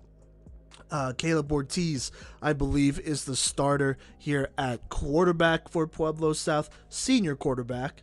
And he would go ahead and hit his receiver on a nice screen. That is Mateo Esquivel, but this Pueblo East defense was there for it, and they go ahead and stop him short. And then right after that, a low snap goes back a lot of yards here, kills the vibes of this drive, really. And so Pueblo South recovers it, but it is 3rd and 23. And keep an eye, that was the first bad snap of this game, but there were plenty of horrible snaps in this game, trust me there. And so that happened. Then Ortiz goes back to Esquivel here on a nice little hitch route. That's good for about 10 or so yards. They call an illegal formation penalty on South, but East goes ahead and declines it. And so that makes it 4th and 10 here. Like I said, they're about on the 30-ish yard line because they started, they're on the 43-yard line because that's where they started and whatnot after all that happened. And Pueblo South decides to go for it, and I'm not going to lie, in my opinion, I felt like this was a very emotional decision, and it wasn't the smart decision, as I would have just punted it considering the struggles South had already on this drive. And so they go ahead and try to throw it, and it is incomplete. And Pueblo East takes over on the 43 going in with a short field to work on. And so here's how it goes down. Isaiah Garcia, number 26, gets a nice first down after a end-around play here. Before they could even snap the ball, they call encroachment on Pueblo South, so it's 1st and 5 here. Now, Pueblo East, they roll out, they try to pass it, it's incomplete, but a penalty is thrown on East. That's a holding play, making it 1st and 15. Then Zayden Stevens, he tries to get some of those yardage back, but he is stopped by number 25 of Pueblo South for a loss. That brings up 2nd and 22. He tries to scramble again, doesn't get anything, and so it's 3rd and 22, actually. Then Stevens, he scrambles on 3rd down for about 4-ish yards, but they go ahead and call a face mask on Pueblo South. that is a big vibe killer for them, as that gives East some new life here and makes it first down on the 19, just about in the red zone. Then they hand it up the middle for about 9 yards. Then Isaiah Garcia, he goes ahead and gets a nice first down, making it first and goal. And then Zayden Stevens gets the first touchdown with his guy, Marquis Sanchez here, on the out route for a touchdown and the lead, as Pueblo East takes the lead in this Canaan game 7-0 with about 6 minutes 22 seconds left in the first quarter. Now Pueblo South, they're trying to get something going here, and they get a couple nice yardage, would eventually get the first down on a passing play on an out route, I believe. So that kind of puts them on the 49 here. Then Caleb Ortiz, he drops back. He's feeling the pressure. He's avoiding the pressure. And then he tries to throw the ball. Probably wasn't the greatest decision here. Well, it wasn't, as number 7, Sebastian Freeman, would go ahead and pick it off for a pick 6, returning it to the house as East takes a commanding 14-0 lead with 3 minutes and 56 seconds left here in this game. Now South, they're trying to get something going here. A couple plays into this next drive, it is 3rd and 10. They go ahead and make it 4th and short after a nice play here. Pass it to number 1 Armando Manuel, they give it to Armando Manuel on the dive on 4th down after a nice pass here, and he gets the first down just barely here at midfield. Then they kind of try to throw it to Ray Aragon on a hitch route. Tries to make something happen, and he does, making a couple people miss, getting another first down. But then a couple plays later, the snap is once again low. The snap is fumbled, actually, and so they have to fall on it. And so that makes it 3rd and 13 right before the second quarter here. And so 3rd and 13, they go ahead and pass it. And the pass is on the money this time, but it is dropped here.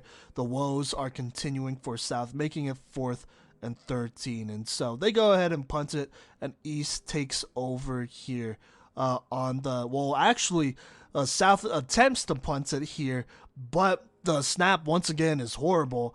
Absolutely kills them. And so East actually takes over on the 25 going in just outside of the red zone here. Once again, bad snaps killing Pueblo South here.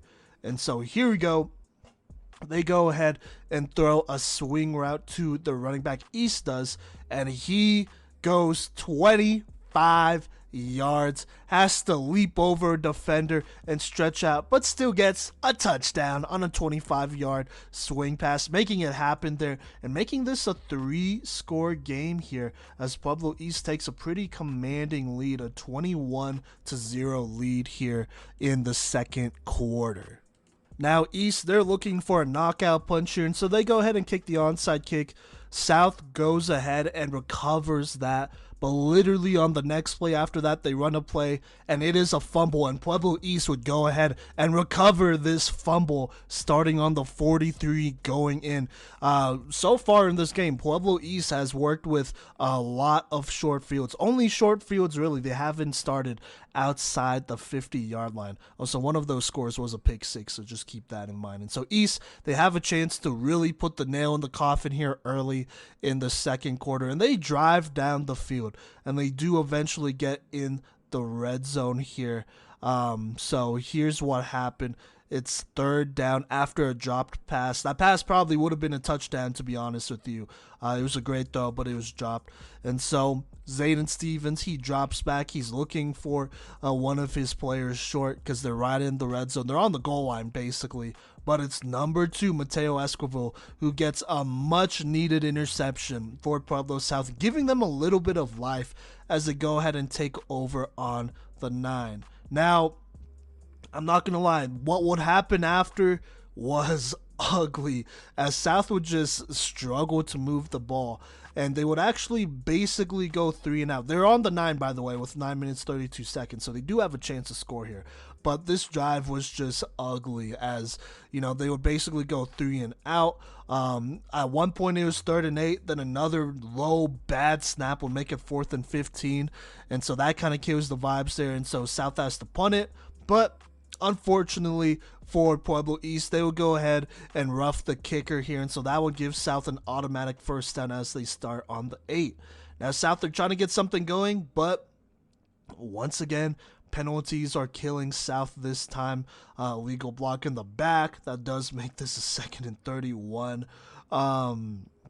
We have a couple other things happen as well, just stuffed runs and whatnot, as East is playing really good defense. And so eventually, really not too soon after, South does end up punting again.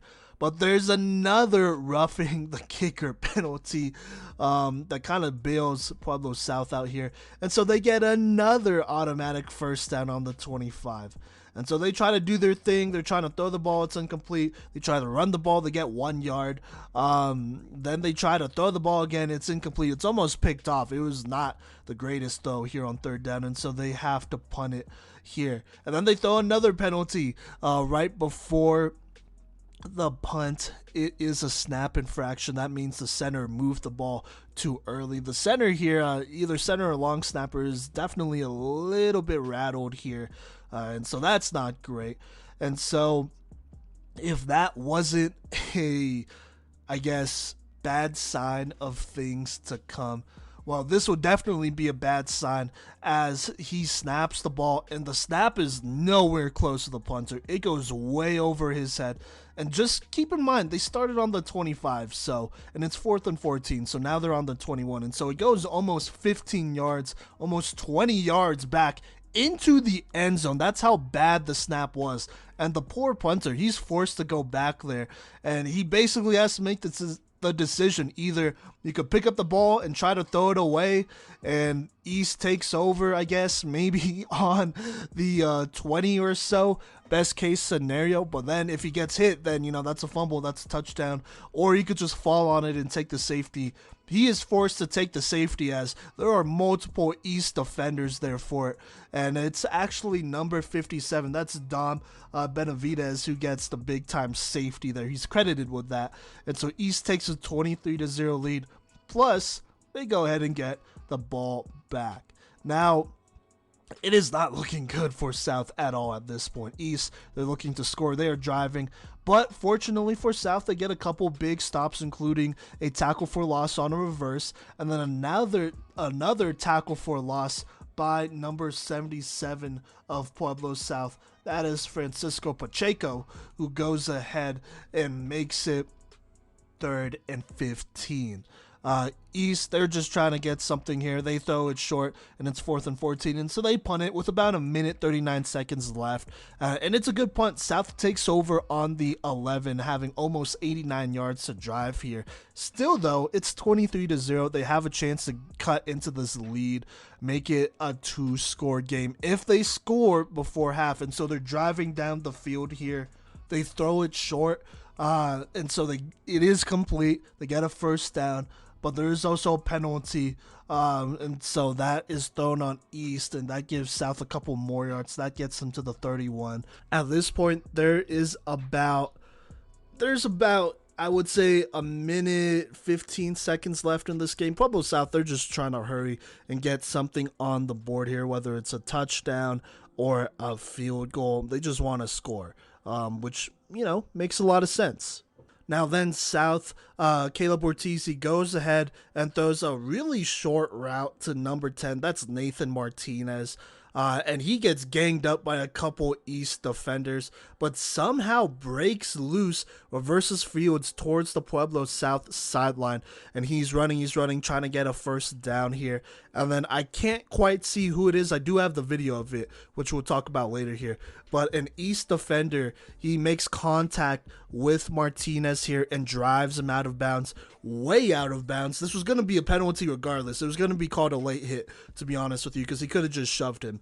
But At this point, he's kind of just driving him, and Nathan Martinez does not like that, and you could see it on the video. He definitely takes a swipe at him first, and then obviously the Pueblo East defender, he's gonna smack him back, and so that's what he does. And then since they're on the Pueblo South sideline, a couple of South players get in on him and kind of shove that kid back, and then you see East players that were on the field go ahead and try to help out their teammate there, and there's a brawl that basically happens. There's a lot of shoving, a lot of punching and whatnot. There are multiple times here, and I recorded a lot of it, and we're going to make an announcement here at the end of this segment here, where you could see some of these clips and go ahead and make a decision for yourself here. But it happens, there's a lot of shoving and whatnot. Obviously, this is a rivalry game, and South, they're down 23 points, so they're obviously, they're not happy about it, since most of these players have never lost a Canaan game in their career yet, and they're kind of on the verge of that. And so emotions are definitely high, and so there's a lot of shoving, a lot of pushing. At one point, I thought the fight was about over here. They kind of had them separated. And then a couple more players got into it. A couple East players shoving some South players. And so they kind of take that down the sideline, down the field. Like, they're just hitting each other, shoving each other. South, they're into it. This South crowd is kind of getting into it too. I'm not going to lie. You could hear them in the background of the clips that we will show here on our social medias. But it is ugly. It is definitely ugly. The refs are taking a long time kind of getting this figured out, separating them. They're not really separating them, to be honest with you. Some tried at the beginning, but as this fight kind of just drags on and just goes on, and more fights continue and come up, they take a step back and let the police officers and coaches handle it.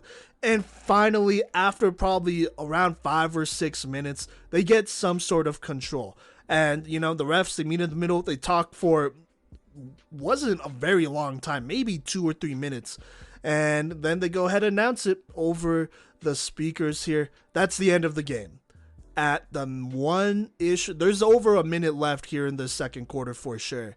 Not even before halftime, they go ahead and call the game, and they award the win to Pueblo East. And then the refs run off the field. And it is chaotic. The South crowd does not like that at all. They want their kids to play the rest. You definitely hear that. They're booing the refs. They're cussing a lot of people out, not feeling it. And I understand, this is a rivalry game. You got to play it out. And honestly, I'm just going to be real. From my perspective, an outside perspective, as somebody who has not, been to one of these games before, but was really excited to go to this one, I think there really wasn't too much extracurriculars in this game. No late hits, at least that I could see, or that the refs threw penalties on. If there were late hits that happened in this game, the refs must have just missed them, and that's kind of on them for not regulating this game better. I'm sure there was talking, in between plays. That was bound to happen. But other than that, you had those roughing the kicker penalties. Obviously, I don't think those are intentional, because literally that drive took up almost 10 minutes of game clock, just for South to eventually punt it anyways, or for South to, well, they couldn't punt it because the ball went out into the end zone, so that happened, so I don't think they meant to do that on purpose. There was a block in the back, but that was on South, and that kind of killed the vibes of their drive. So that happened. But other than that, it was a pretty quiet game. Not too much craziness, not too much extracurriculars. And so really, this was the first big, unsportsmanlike thing that happened here. And so honestly, my thought was they're going to get this separated. They're going to kick out multiple players, even some coaches. I saw some coaches down there definitely chirping as well, so I'm sure that's what the refs were going to do. And then they were going to go ahead and continue this game. But they just ended it, which I have never seen before. I've talked to a couple refs. They have not seen before, and, in the history of this rivalry, I do not know if any of those games are ended at halftime because of this. So that happened. And yeah, I mean, and that was basically it. That was it. I mean, they didn't award the cannon to East on the field. They decided to do that at a later date, so I didn't stick around for that. Obviously, they just ended the game. Both teams went to the locker room, and that was that. And so this game ended on a brawl. But really, I mean, you look at the videos here, the East sideline, I mean, for the most part, they didn't clear the benches. They stayed on their side. You had Pueblo East players that were on the field for the play. They got into it, obviously. And then I would say mostly you saw a lot of South players. It was on their sideline, so it made sense. There was some pushing there, defending players, trying to get separation. It was a lot of craziness that happened. And so I don't know, but we'll see what happens. Technically, you need 3 quarters for a full Chassa game. Chassa might make an exception here. I would be surprised if they made South and East play 1 quarter to make this official, but we'll see what happens. I'm just going to be honest, though. Even if South had the rest of this game to play, they just weren't doing a great job, and it wasn't on everyone. I mean, the snaps were killing them. Whether it was on punts or play, like it was killing the vibes of this Pueblo South offense. And so until they got that figured out, I wasn't sure if they were going to be able to put together a 30-yard drive, to be completely honest with you, because that's how bad the snaps were in this game. That has to get better. And then obviously giving East a lot of short fields wasn't really great either. Going for it on 4th down, 4th and 10 on the 40-yard line to start the game was definitely an emotional decision that I felt like was the wrong decision, to be completely honest with you. So that happened. And then East, I mean, they definitely would have scored more points if they had the chance. So, like I said, if they were to play out the rest of this game, I don't know if South wins it. But you could definitely expect a number of players on both sides to get suspended, to now play multiple games, and that will affect the seasons of both of these teams moving forward. And it's a shame. Now, do I blame either side? Not really. It's a rivalry game. You know what this is. And to be honest with you, if I'm not endorsing fighting or anything like that, but if you're not going to defend your teammates, then are you really teammates? Let's keep it 100 there. This showed me that they cared. And to be honest with you, watching some games here in Colorado, there are plenty of teams that obviously do not care. And so I'm not endorsing any of that fighting. I'm definitely not. Players are going to get suspended, and I think rightfully so. But, for a fight like this to happen, I understand some of the reasons there. But with those actions come consequences. And so those players are going to get disciplined. I'm going to be honest, I definitely blame the adults more so in this than anything. I felt like the refs kind of shied away from taking control of this game, which was easily controllable in my opinion. I did not feel like this game was that far gone for them to go ahead and cancel it at halftime. There was one fight that, to be honest, they could just not control. And that's why it went on for more than the couple minutes it should have. It went on for about 10 or 15 minutes, to be honest with you. And that's on the refs and the adults for not getting control faster, because there were definitely dead points where I thought the fight was over and then something else would flare up. That's on the adults. Separate your kids and get it done. Coaching staff, refs, all that. I felt like they took way too long to get control of the situation. And then at the end, they didn't want to continue the game, which I felt like was definitely a game you could have continued, but you would have had to go ahead and kick out a couple players here. Now, if both coaches came to the decision that, hey, who cares? Players are going to get kicked out anyways. This is not a game worth playing. Then I don't know if that's the greatest decision either, because I still felt like this is one of those rivalry games that you have to play off. Now, these are my opinions. If you want to make an opinion of your own, here's how you could do that. I did happen to get film of the very last play of that game so you could see what happened, and then I do have film of the fight afterwards. It will be posted on our TikTok and on YouTube Shorts if you want to take a look at it. It's not long. It's a couple clips. Like I said, there are multiple times where I felt like the fight was over and then something else would flare up. And so you could go ahead and check that out there at Playmakers Corner on our TikTok and our YouTube shorts there and make a decision of your own. Like I said, I felt like this was a game that definitely still could have been played on, and I was shocked when they called it right before halftime. Not even at halftime or after halftime. It was right before halftime. There was a whole minute left here in the first half. They didn't even get to play the rest of the first half. And like I said, I did not feel like there was anything that happened in this game beforehand that really warranted canceling this game after one fight, or I guess calling it after one fight. Especially in a rivalry game, you have to, I don't know, I feel like you have to go ahead and anticipate something like that happening, or even worse. It could have definitely been worse. So there you go. But regardless, let's get back to it. Pueblo East, they officially beat Pueblo South as of right now. That's September 25th, 2022. They beat them 23-0. We'll see what Chassa decides to do. Like I said, I'm pretty sure you need 3 full quarters for it to be considered a full game. So we'll see what happens. But Pueblo East, they win the Cannon game for the first time since 2018 and in a dominating fashion. So there you go there. And boy, I'd like to say that does it for our Friday action, which is true, but man, what an impactful Friday across some fronts. Simon easily going to the most exciting game in some kind of way. And so we're going to talk Saturday action now.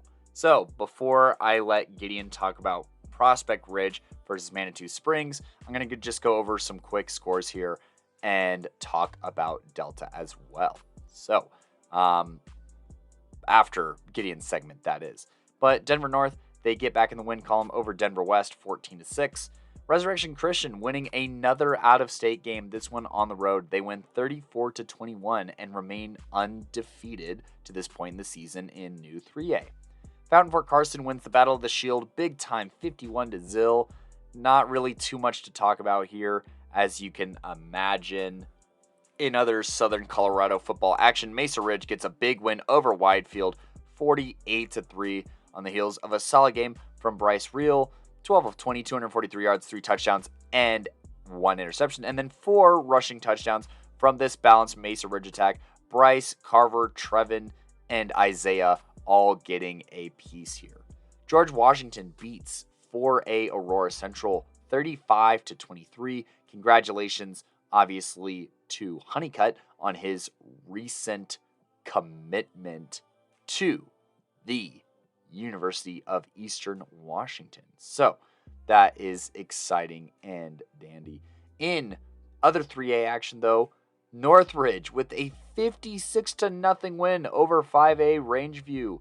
They do so on, pretty solid game on the ground. Isaac Ness going for 132 yards and 2 scores on the ground. But man, this defense was just destroying this Raiders offense, honestly. They forced 2 interceptions. I believe that Chris gets a pick 6 even there's actually 2 pick 6s and a fumble recovery for a touchdown. Parker Steckel with a fumble recovery for a touchdown and a pick 6. Definitely a Playmaker of the Week type of vibe here as they just dispatch 5A Rangeview. And in the past 2 weeks in notable games, top 3A teams do beat 5A football teams. So, doesn't really matter what classification you're in. So, just a reminder for all of those people in our comments.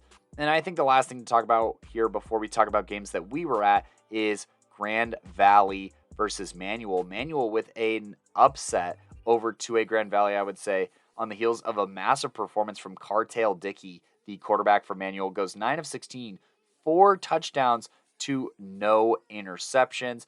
You also have Maynard here for Manual with a big game, 2 carries, 102 yards, long of 97, and a touchdown. Grand Valley just having no answers here for them and having a hard time finding the end zone. It looks like having a couple different guys try and pass the football here and just not finding quite the level of success that they need to beat Manual. Carter Daly definitely in the conversation for Playmaker of the Week with that big-time performance over 2A Grand Valley for an upset. Now, we're going to actually go over these games in order. Normally, it's the host talking about the game they went to and then somebody else.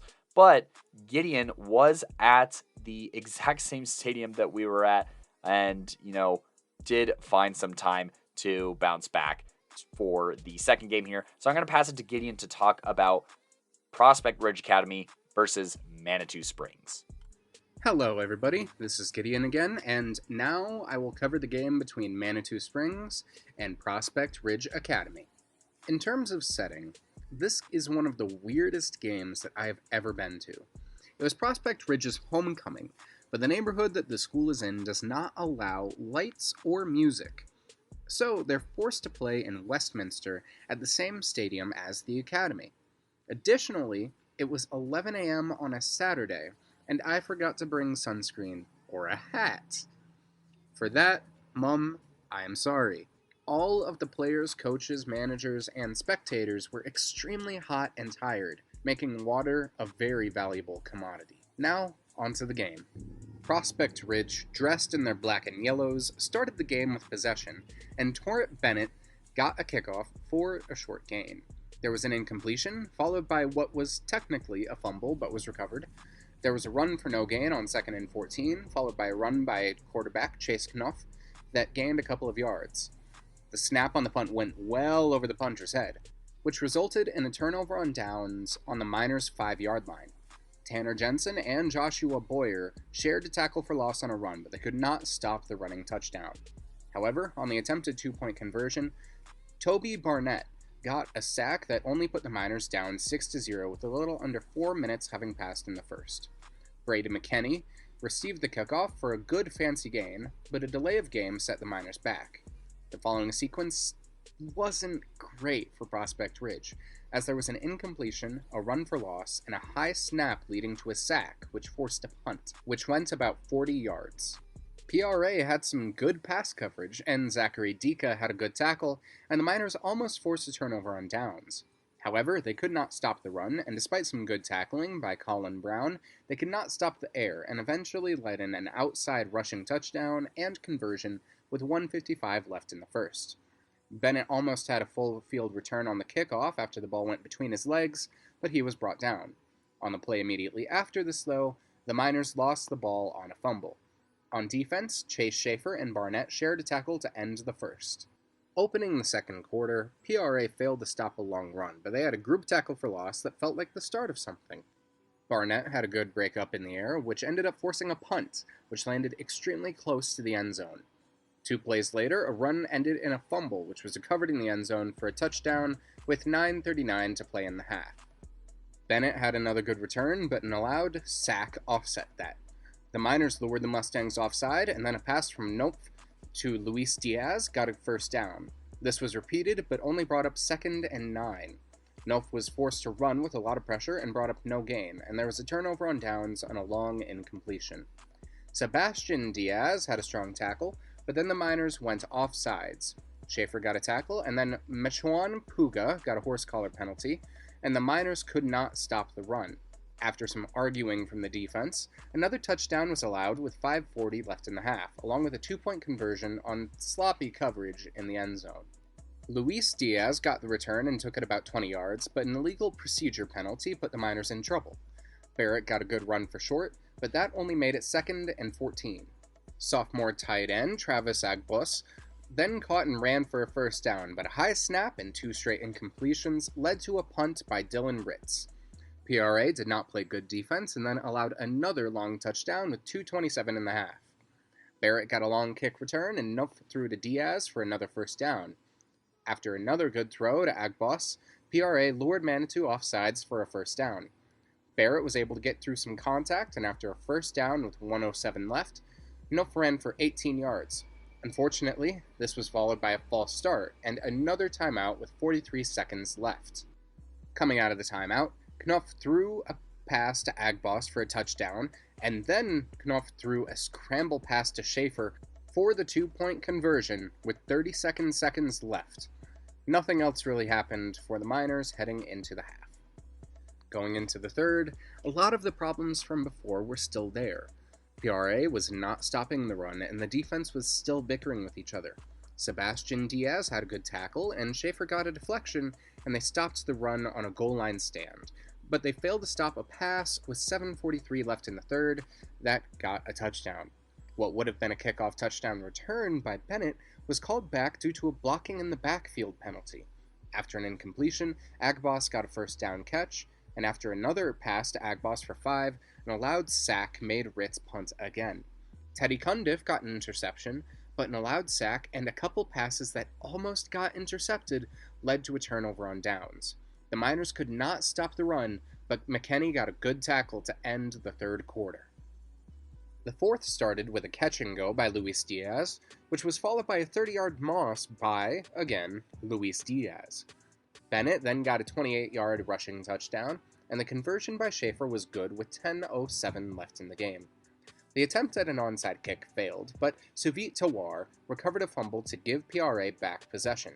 A holding call brought the Miners back, and this led to an eventual turnover on downs. McKinney and Jensen then shared a tackle, and then PRA called a timeout with 5:42 left in the game. They got a good return on the punt, but it was once more called back for blocking in the backfield. Agbos caught another pass, and McKinney got a first down reception, followed by Luis Diaz catching another touchdown. Knopf then ran in for the 2-point conversion with 4:11 left in the game. Vidura Kumar recovered a fumble, but multiple incompletions put the comeback in jeopardy. Following a first down by Agbos, Luis Diaz got another touchdown, and Knopf got another 2-point conversion. PRA played good defense to force a turnover on downs, and then Manitou put their starting offense back in and closed out the game. The defensive player of the game for the Miners is Vidura Kumar. I hope I pronounced that right. The 6'3" senior had himself a game, with a lot of good work in the trenches. His footwork was pretty good, and he was the best of all of the linemen in keeping guys away from the quarterback. There's only so much that one man can do, but Kumar did what he could. The offensive player of the game for Prospect Ridge is Luis Diaz. For the whole game, Luis Diaz made the defense guess. What is this guy going to do next? The senior harnessed his experience and was able to penetrate the defense more than a few times, along with catching some good receptions, including the 30-yard moss. He had a few touchdowns, and his speed was really hard to guard. You could hear the defense groan when the ball went his way, because odds were, he's like Maniac McGee. He's gonna get his hands on it. During this game, we improved our communication with our coaches, says Diaz. That communication and trust is a part of what allowed us to stage that comeback. The playmaker of the game for the Miners is Chase Knopf. Despite the score, Knopf had a good game. The junior accounted for all of PRA's touchdowns, -1 running, ran for a couple of 2-point conversions, and was a true leader for the team in their hardest moments. When down 43-8, it was his good eye that picked apart the Mustang defense to get downfield. After this run, the defense stopped bickering and played stronger and more united with each other. We found ourselves and our play calling worked, said Knopf, and he was right. Maybe this will be a turning point for PRA in their season. Now, on to Manitou Springs. Manitou came into this game feeling good, but with a couple of things to put together still. Even 4 weeks into the season, new pieces are coming in and coming back.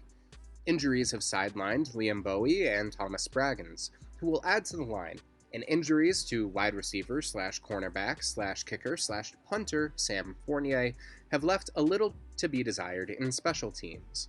Something that will help is soccer player Kate Johnson joining to kick, which should provide a pressure release valve once she is able to play. But this also gives freshman Jonas Hansen a chance to get varsity reps until that time comes. Now, onto the game. Hansen started the game with a 40-yard kickoff, and the Mustangs almost recovered a fumble, followed by Logan Moore getting a tackle on a run to force a punt from 4th and 5. However, the snap went over the punter's head, and the Mustangs started at the 5-yard line. After a 3rd and goal, Tyler Maloney brought it up to the 2-yard line for a 4th and goal, and then ran again for the touchdown. After a delay of game penalty, quarterback Nate Gensel had to scramble, and the 2-point conversion failed with 8:09 to go in the first. The Mustangs had good coverage, and Braden Dowling got a tackle for loss, which, followed by a sack from Moore, led to a punt. Maloney got a 6-yard run, but a couple of incompletions led to a 4th and 5.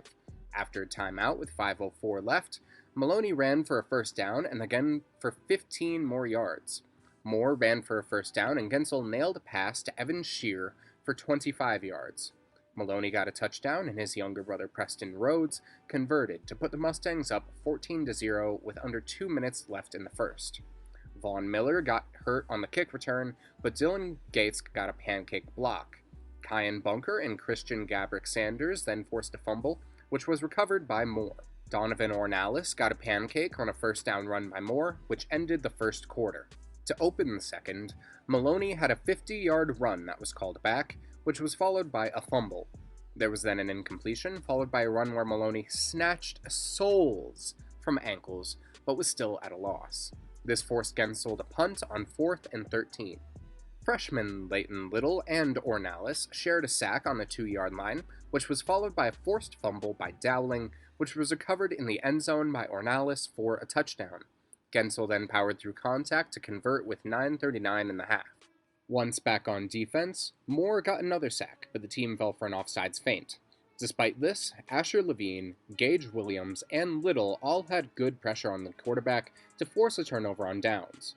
A short run by Maloney, facilitated by blocking from Dowling, led to a first down by Maloney. This first down showed something though. Maloney is listed at 5'9 and 160. The guy who met him is 6'3 and 195, and could not bring Maloney down. In fact, it took 2 more people on him for the refs to blow the whistle, and he never stepped out. A holding call and an offsides lure set each other, where Maloney had a 20-yard carry and then another touchdown. Maloney then received a pass from Gensel for the 2-point conversion with 5:40 left in the half. A run on the ensuing drive was brought down by Levine and Dowling, and then Levine got a hard tackle to force another punt. Maloney received a pitch for 15 yards, and Ornalis powered through 3 guys. Maloney then received a 44-yard catch-and-go touchdown from Gensel with the clock at 2:27. The PAT was short, but the Mustangs were still up big. A tackle on the following drive by Levine saved it with a 3rd and 1, but the Mustangs fell for an offsides and allowed a passing touchdown with 37 seconds left on the clock.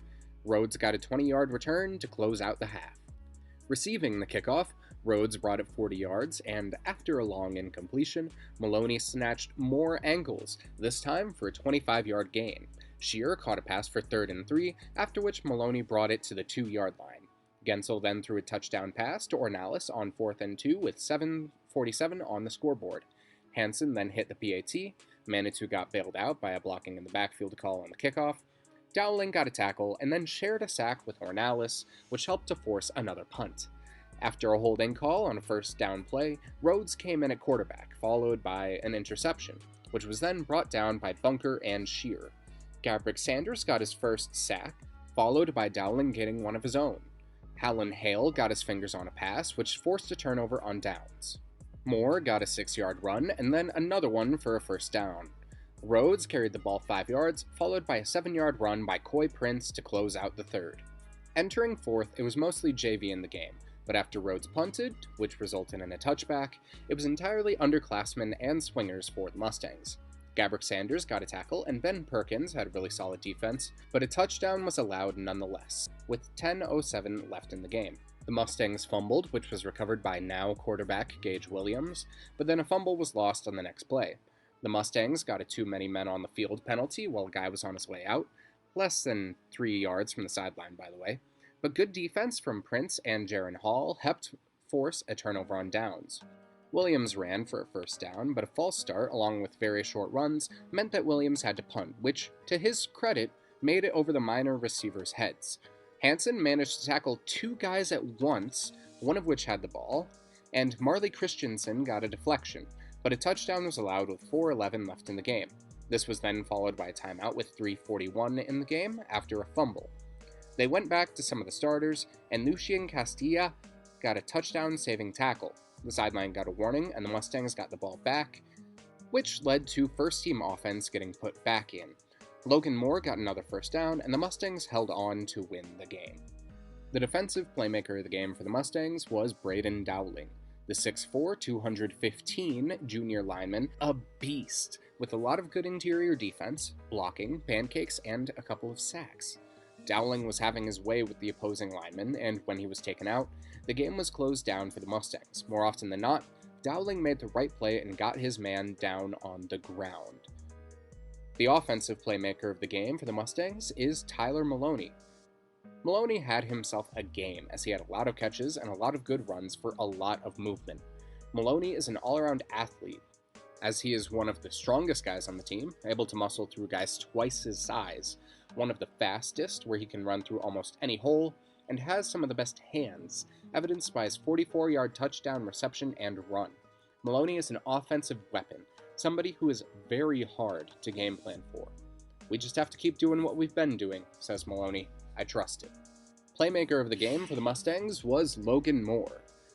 Moore emerged this season as a bit of a surprise. The 6-foot sophomore running back / defensive end has bulked up and has made himself a force to be reckoned with. During this game, he ran through guys like it was nobody's business, and then got back on defense to force incompletions, get sacks, and tackles. If he did not play a down of offense, Moore would have been more than qualified for defensive playmaker of the game. But he is the full package. He is a pitcher, giving him an eye for detail evident during his running game, and he had a lot of medium-long runs, along with some touchdowns, extremely good defense, tackles, great air coverage, and a sack. "We will keep preparing as much as we can," says Moore, "and I will do my part. Also, Logan, I forgive you for hitting me in the face." Now for the summary of this game. To be completely honest with you, this game had no right to become as close as it ended up being. Entering the fourth quarter, Manitou was up 43-8. That is not to take anything away from the Miners, as they did everything in their power in the fourth quarter to bring it back, and scoring like they did is impressive regardless of the context, but varsity had it in the bag. Diaz and Knopf ended up carrying the Miners on their backs, both in terms of play and leadership. The defense just was not effective against the Mustangs, and when Manitou put their starting offense back with under 2 minutes left in the fourth, it became evident once more how wide the gap really was. Prospect Ridge Academy has some good players, namely Luis Diaz, Knopf, Agboss, Barnett, Bennett, and Kumar, but that is not enough to beat a team like Manitou. However, of the 6 players I just mentioned, 4 are returning, and PRA has 14 freshmen, 12 sophomores, and only 9 seniors, so the future looks bright if they develop this squad right. For Manitou, their brightest stars shined, with Gensel, Maloney, Dowling, and Moore showing out, with Ornalis and Levine doing really well as well. They head into homecoming against the Woodland Park Panthers next week with a lot of momentum to try to bring down the highly ranked team to open league play. The Miners, on the other hand, will face Bennett at home next Friday to try to pick up another win for this season, this time in their league. Best of luck to Fort Collins, Columbine, Manitou, and Prospect Ridge for the rest of their seasons, and I hope everyone listening to this has a great rest of your day. I'll see you all next week, and now, on to Kodey. Thank you, Gideon, for filling us in on that. And now, going to be talking about a heavyweight matchup on the 2A level between our number 3 and 4 power-ranked teams, according to PMC. That's the Academy and Delta.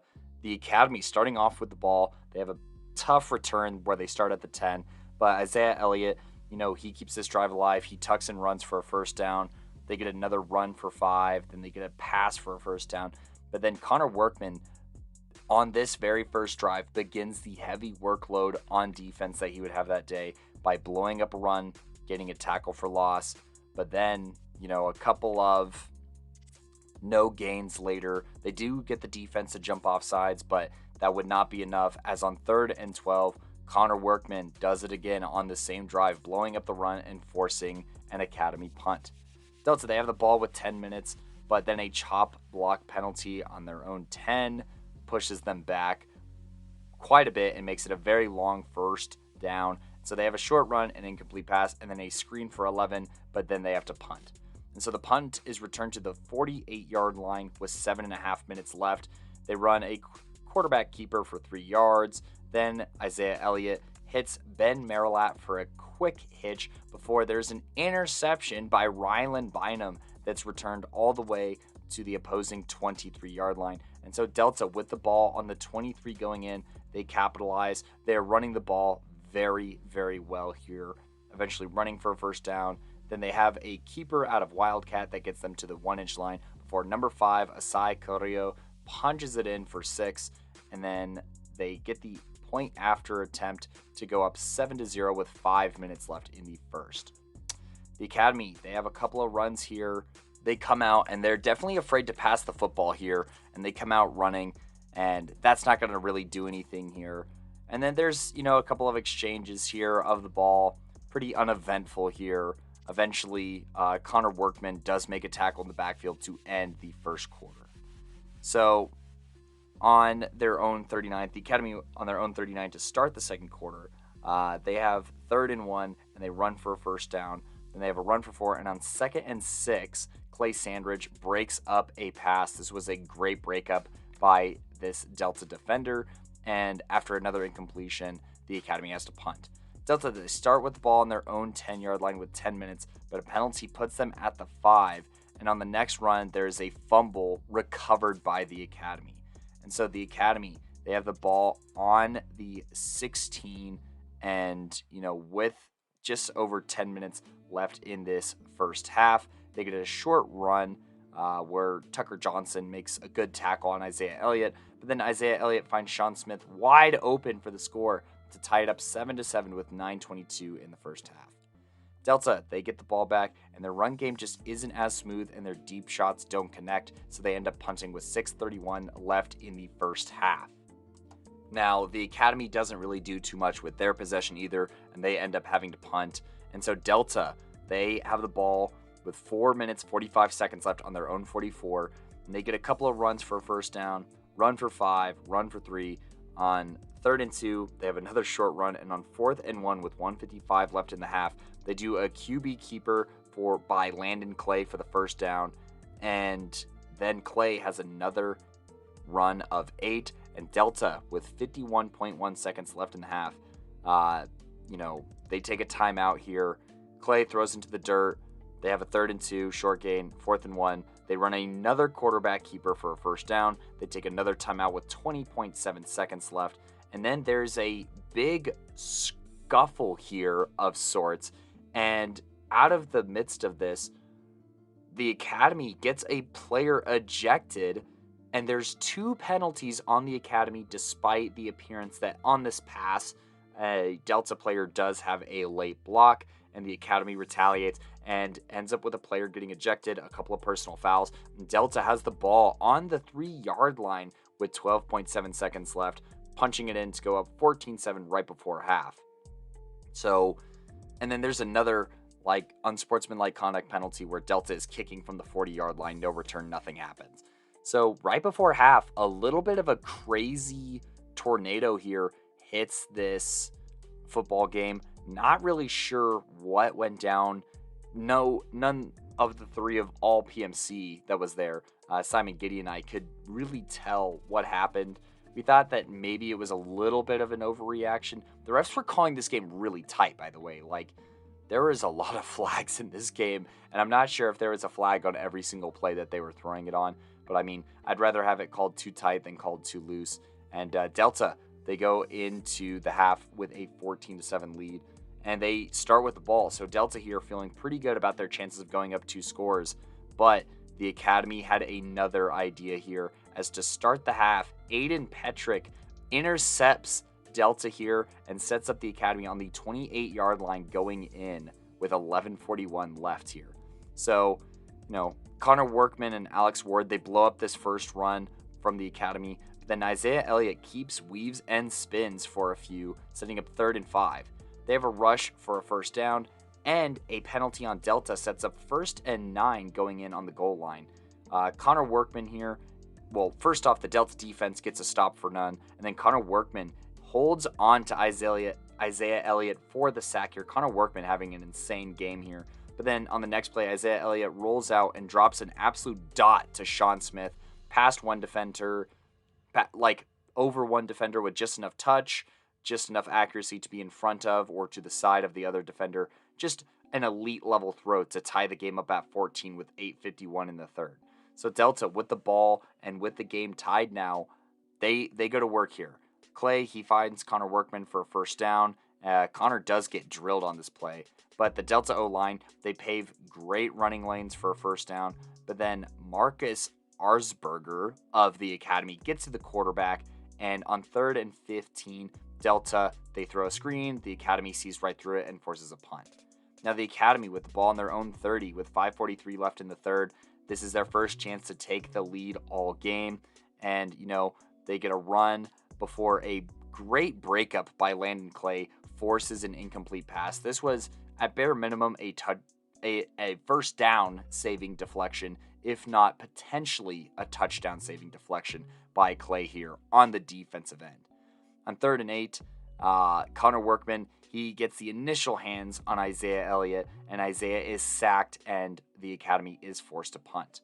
Now, Connor Workman, he returns the punt to the 50-yard line, and then on the next run, Isai Carrillo again, he turns on the burners and rips off a long gain, getting all the way inside the 5-yard line before getting pushed out of bounds. It was a great touchdown-saving tackle by number 34 on the Academy. However, this would not be enough, as Landon Clay does eventually score on a quarterback keeper to go up 21-14 with 3:37 left in the third quarter. This was, at this point, the best game that probably any of us had seen all weekend. Just because, listen to all the recaps of the other games, but it was a kind of rough weekend for PMC here, so it was nice to see a classic game here. The Academy, they get the ball here. Isaiah Elliott runs for a first down before on the next play, Delta stuffs the run, and then number 56, Stoltzfus, gets a knockdown on Isaiah Elliott to force an incomplete pass, but then Elliott, on the next play, on 3rd down, he escapes the pocket, and he finds number 44, but Landon Clay makes a big time tackle just short of the first down. So, it's the Delta ball. Casillo, he drops the hammer into somebody and picks up a few yards, and so heading into the fourth quarter, it is 21-14. Both these teams are playing very solid defense. They're going back and forth. This is an absolute battle in the trenches. Isaiah Elliott is playing a great game. Landon Clay, who is the backup quarterback for Delta, might I add, is having a phenomenal game outside of that interception. And so both quarterbacks with an interception apiece, but both willing their teams in this game, whether it's through the ground or through the air. But continuing on, Delta, they have the ball on the 31, and on 4th and inches, they run a quarterback sneak for a first, and then Isai Carrillo breaks a tackle and wins the foot race this time down the left sideline to go up 28-14 with 11 minutes and 6 seconds left in the fourth. And so the Academy, this is a very important drive for them. They have got to convert. So they get a quick run. There's a deep pass, and it's just past the receiver here, but then they run a screen for a first down. But number 5, Delta, on that play blows up 2 blockers, which was pretty insane. But the screen still goes. They get a first. There's a quick pass to Ben Marilat for 4. They run a halfback gut for 3. And on 3rd and 3, there is a guy that's open, but the Delta blitz forces a tackle at the line of scrimmage or a sack. Delta brings like 6 on this. Great play calling by both of these defenses, by the way. There's a variety of looks being shown. Just a great chess match between both these coaching staffs, and great, execution battle between the players, especially in the trenches. But, on 4th and 3, Academy takes a timeout, and Elliott finds number 88, Derek Rael, on a perfect out pass for a first. The next play is an incomplete, but then Derek Rael picks up 8 yards on a hitch, and on 3rd and 2, Isaiah Elliott gets a keeper for a first down. Number 28 for Delta jumps off sides, and then there's a shot to the end zone to Sean Smith here that I think probably should have drawn a pass interference flag, as the defender did swipe his hands at the point of the catch. There is no flag here, and on 2nd and 5, they throw an incomplete pass, and then on 3rd and 5, there is a flag for holding that puts them all the way back 3rd and 20. Following a dropped pass, they try and run a hook and ladder on 4th and 20. This does not work, and so Delta has the ball on the 46 with 6:44 left in the fourth quarter. There's a holding penalty and an incomplete pass, and on 3rd and 15, Clay runs a keeper for 10 yards, and then on 4th and 6, Delta punts and sets up the Academy on the 3-yard line. Great special teams in this game by both squads as well. Really, it cannot be understated just how well balanced this game was and how classic of a football game we got to witness on this fine Saturday afternoon. Now, the Academy on their own 3 with 5:10. They unfortunately false start, pushing them deeper in their own zone. There's a quick throw to pick up a few yards. Ben Marilette gets a gain of 9. And then 61 and Connor Workman, 61 on Delta, that is, both combine for a sack here to just really bury this team deep in their own zone once again. And so, 3rd and 11, they're at the 1, they get stopped at the 1, and then a false start pushes them back at like the half-yard line. The punt gets off, but number 42 for the Academy makes a great tackle. But then there's a flag, and Delta starts the ball at the 19-yard line. This flag was called for like unnecessary roughness. I just think it was a good tackle personally, but like I said, the refs were calling this game pretty tight. And so Delta, they have the ball on the 19 going in with 3 minutes and 11 seconds. It's honestly amazing that the Academy defense makes great stops, forcing Delta to take a field goal, 31-14. But by the time this drive ends, there's only 1:18 left. The Academy, they, have a couple of nice throws, but then the game ends on a sack on the last play, and Delta wins against the Academy, 31-14. Like I said, this game is way closer than the box score would lead you on to believe. And the box score, look, Isaiah Elliott on the day only has 63 rushing yards, but that does not talk about how many first downs I just talked about them having. And the rest of the running backs just struggled to get going. Donahue here with only 16 yards on the day. Fabian with only 4 yards on the day. This Delta team only averaged 2.5 yards per carry. So huge shout out to this Delta defense that was just swarming to the ball very, very well. But Connor Workman, Clay Sandridge, he has a 13 tackle kind of game. And like I said, Landon Clay has some nice pass breakups that really matter. Rylan Bynum here on this defense with that 1 interception and returning it into the red zone to set up Delta's first score. Then like the forced fumble by Tucker Johnson that was recovered by Clay Sandridge. There were a lot of guys that had a really solid game here, but I don't think none really stood out the way that Connor Workman did. 17 tackles, 4 tackles for loss, 3 sacks, a few hurries as well. He was just very physical and a force for this Delta team that gets a very big time win over a very good Academy team. Look, I think that if these teams face again, it might be a little bit different here. Even with Ty Reed back in the fold, I think Isaiah Elliott is a very good quarterback. I think that there are some solid receivers here. Look, Sean Smith, he was open a lot. He caught both of these scores. Ben Marilette, he has pretty sure hands here. Derek Rael, he didn't get involved until later in the game, but he was a reception machine, getting 7 total receptions for 83 yards. And Sean Smith could have potentially had a 3rd touchdown. So little mistakes, got to cut back on the fumbles here, not turn the ball over. And then, the defense, for as long as they were on the field, really did a good job. The Academy loses this game when they end up having to punt, or when they end up turning over on downs. And the Academy defense forces Delta to punt with still 5 minutes left in the game. But starting on your own 3-yard line and needing 2 scores is just not an ideal setup. You're backed up, and then they have to punt here to give themselves a chance. The Delta defense does only allow 3 points, but it's too little too late at that point.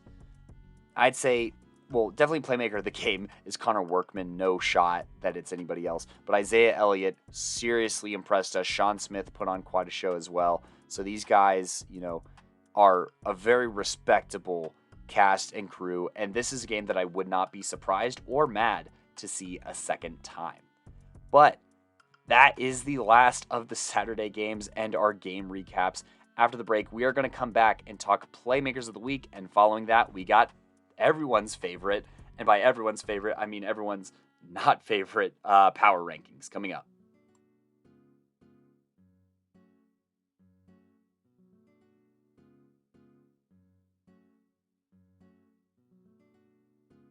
All right, y'all. It is time for Playmakers of the Week. As you know, we look through all of the performances, 1A through 5A, and then we come to a conclusion here. So, first, I'm going to talk about the candidates themselves. In 1A, we do have Malachi Deck here. He had 7 tackles, 2 for loss in a 24-12 win, North Fork over Cedar Ridge. Jackson Martinez here for Monte Vista, collecting 12 tackles, 3 for loss in a 50-22 win over Peyton. This is probably not too much of a surprise to anyone to hear Gabe Schubarth's name on this list. He's definitely in the running for Offensive Playmaker of the Year, just in general for end of the year awards. But in the game against another top 10 opponent in Buena Vista, he has 18 carries for 116 yards and 3 touchdowns in a 50-13 win. But the last guy here, and my personal pick for Playmaker of the Week, has got to go to Cartail Dickey of Manual. Look, in this game against Grand Valley, who is a 2A team now, by the way, so I would consider this an upset, especially considering the start that Manual has had to the season and the start that Grand Valley has had. Cartail goes 9 of 16 for 284 yards and 4 passing touchdowns in a 46-20 upset win over Grand Valley. So 1A Playmaker of the Week is going to be Cartail Dickey out of Manuel High School on the 1A level, since they did move down from 2A to 1A this past season. Speaking of 2A, on the 2A level, a couple of candidates here that I talked about. Connor Workman is one of our candidates. Like I said, 17 tackles, 4 tackles for loss, 3 sacks, and then 36 scrimmage yards in 31-14 win over number 4, the Academy. Another candidate here is Logan Gross, 8 of 18, 145 yards, 2 passing touchdowns, along with 7 carries for 45 yards and a tutty for Rifle in an upset win over Brush. I would call that an upset win as well. 3 total touchdowns and then 190 yards. Very solid performance here. Now, in not an upset here, but an expected win, TCA dominates Sand Creek, but it's worth mentioning that Ethan Aragundi, the running back here for the Titans, does get 19 carries for 135 yards and 3 touchdowns in TCA's big 45-0 win over the Sand Creek Scorpions. Now, the last Playmaker of the Week candidate I have here is Alex Larson, who in Berthoud's close win over Lamar had 27 carries for 137 yards, and his rushing touchdown was the go-ahead touchdown here for Berthoud. But for my 2A Player of the Week, I'm going to go back to the top here and choose Connor Workman. Look, it's very rare to recognize a player take over a game on the defensive side of the ball the way that Connor Workman did in this game. He was just everywhere all at once and just was great in the pass rush. He was great in the run game. He was flying around the field. He would make tackles across the field. But I mean, in the backfield is where he lived, and he was definitely living inside of the Academy's offensive line's mind rent-free. He was just so dominant off the edge. He'd come through the middle. I mean, just his combination of size, speed, and athleticism is going to be very scary, and a performance like that definitely has me thinking about him for like a 2A DPOY kind of conversation. But for now, he'll have to settle for Playmaker of the Week here in Week 5 on the 2A level. On the 3A level, we have a couple of guys here. Jack Shearholds, he's been having a very solid season, but he has an especially special game here in a win over Wheat Ridge. This was a dominant win, 55-14, and in this game he goes 22 of 29 for 261 yards and 3 passing touchdowns. And then on the ground, he tacks on another 133 yards. This guy almost has 400 scrimmage yards, and he has another 2 scores. Amari Brown here for Pueblo Central. They do face Pueblo County. It's not, as big of a rivalry as Pueblo Centennial per se, but he still has an incredible game, getting 26 carries for 301 yards and 3 touchdowns in their 44-28 dub. Now, representing defense are these next 2 candidates here. I mentioned this one guy for Harrison earlier, Jordan Davis Voss for Harrison in their win over Canyon City, gets 10 tackles. Half of those tackles are for loss, and he also has 2 sacks in that win. Last but not least here, The Northfield Nighthawks, as mentioned earlier, they win 49-7 here. While Christian Love's 4-touchdown performance was solid and Amarian Richardson had another Amarian Richardson level game, I'm going to give a Playmaker of the Week candidacy to Cardell Collins Jr., not Cardell Jones. That's an Ohio State alum. But Cardell Collins Jr. here gets 2 interceptions and 6 tackles in the Nighthawks' 49-7 win over 4A Adams City, might I add. But I'm going to go ahead and give Playmaker of the Week here to Jack Sherholtz. He's been having an incredible season. He's an incredible player who, has been doing his thing at Summit for the past couple of years now. And I mean, 5 touchdowns and almost 400 yards in a big win over Wheat Ridge. I'm going to go ahead and give it to him. Now, the hardest Playmaker of the Week category here is in 4A because there's just so many insane performances here. I talked about him earlier. Sam Beers here ran for 6 touchdowns and 381 yards on 31 carries, and he also threw a touchdown, totaling 7 of the 9 touchdowns that Air Academy scores against Coronado here. Numbers-wise, those are definitely video game numbers. And speaking of video game numbers, Braden Dorman, the 4-star quarterback out of Vista Ridge here, also had himself some video game numbers against the other Vista Peak Prep here, going 25 of 33 for 390 yards and 4 passing touchdowns, and then also adding in a rushing touchdown as well, playing basically a perfect game. But the other 2 players in this category also had perfect games, Nathaniel Gator Robinson for Palmer Ridge gets 30 carries for 215 yards and 3 touchdowns in Palmer Ridge's 48-34 win over number 2 Ponderosa. Anytime I'm referencing these numbers, by the way, I'm talking about the PMC rankings, so stay tuned for those to see how those were updated. And last but not least here, as a receiver, I had to shout out this guy, Logan Miller, 10 receptions, 290 yards, 4 touchdowns, and an interception in a 33-21 Skyline win over Longmont. And this is easily the toughest play. This is probably one of the toughest Playmakers of the Week I've ever had to do. But I'm going to go in the middle here between story and numbers. And I'm going to give the edge here to Logan Miller of Skyline. Look, a receiver almost having 300 yards is ridiculous. Shout out to his quarterback, obviously, Caden Box, who had basically a flawless game himself. But Logan Miller here, 10 receptions, averaging 29 yards per reception and receiving 4 touchdowns is just ridiculous for a wide receiver to do. He's a special player. All these guys are special players who should be on the next level. Look, I know Braden Dorman definitely is, but all of these guys, I believe, are Division I athletes and should be treated that way. Look, Sam Beers, 7 touchdowns. That's really special. Braden Dorman's 5 touchdowns. Very special. And Gator Robinson probably having the most important performance of all of these teams against the most quality opponent. But I'm going to give the edge here to Logan Miller in a rivalry game in the battle for Longmont, helping Skyline topple Longmont following last year's loss and just having an absurd game for a wide receiver. That's that wide receiver bias coming into play a little bit here. But shout out Logan Miller, the 4A Playmaker of the Week. On the 5A level, we got a couple of quarterbacks in the mix here in Austin Moderzewski going 17-21, 313 yards, and 4 touchdowns in a 42-0 win against University in Orlando.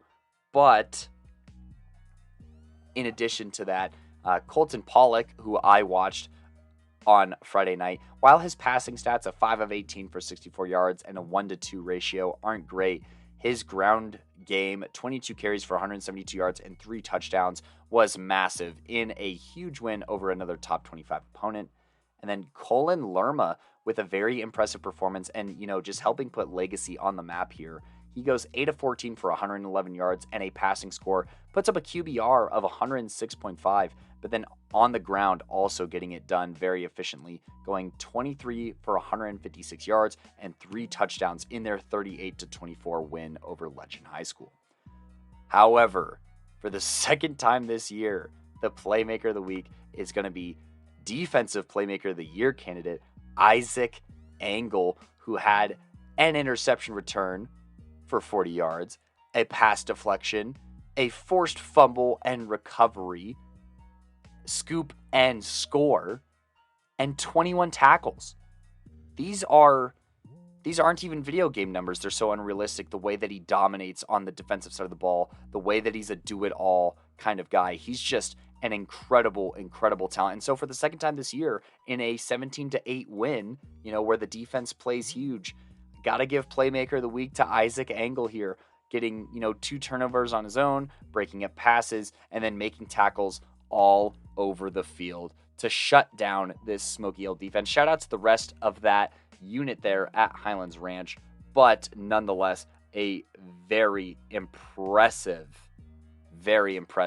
performance by Isaac Angle. So, to recap, the Playmakers of the Week are in 5A, Isaac Angle of Highlands Ranch High School in a 17-8 win over Smoky Hill, Logan Miller of Skyline High School in a win over Longmont 33-21, Jack Shearholtz of Summit High School in a 55-14 win over Wheat Ridge.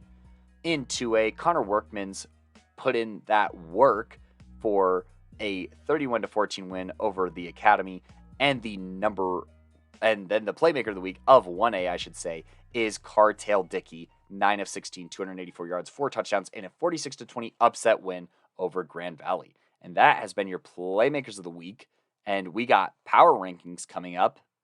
So for power rankings, if you don't recall, the way that this works is that Simon and I both list our power rankings 1 through 10, and the points go, if you're first, you get 10 points, second, 9 points, so on and so forth, and then it's a composite score to figure out our PMC power rankings. And so at number 1 in 1A, it's Lyman. Look, Simon says, quote, a dominant win over Buena Vista reaffirms why they should be number 1 in 1A and are the favorites to go win state. They faced a number of quality opponents these last couple weeks, and they left no doubt, end quote. And for me, I said, what a statement and dominant win over Buena Vista. This was on the road, and they just have so many playmakers, and the execution is still their bread and butter. Trayton Marks is probably the best player in 1A on the defensive side of the ball, and then Schubarth and Rockwell are just clicking, and Lyman remains at number 1. This doesn't even mention all their other playmakers like Logan Botcher, who continues to make plays. You have Bandy, who continues to make plays on both sides of the ball. Like, this team is just loaded and very, very well coached. At number 2, we're going to keep Ray here. They have a bye week, so we're not going to move him up or down. Number 3, we have Strasburg. Simon put, quote, a bounce-back blowout win over Bennett is a huge W for them. I'll keep them behind Ray for now, but they're definitely right there with them. And I put, that a big win over down the highway Bennett that's in 2A these days, goes a little bit away and keeps Strasburg here at 3. For 4, we have Wiggins. They had a bye week, so no need to move them here. But they have a huge game against Yuma coming up. More on them later. At number 5, Monte Vista. They destroyed Peyton. Peyton, this is a team that has made the playoffs in the past, but Vista takes care of business in their, 18-point win. Yuma here at number 6. Simon puts, quote, escaped with a tough win, but, for now, I'm going to be moving them up. And I said that these dudes will move up and have a massive homecoming game to open league against number 4 Wiggins. I'm going to try and make that game, but we will see. I said that this whole season they've been proving themselves, and their biggest opportunity to continue to do so will be this Friday.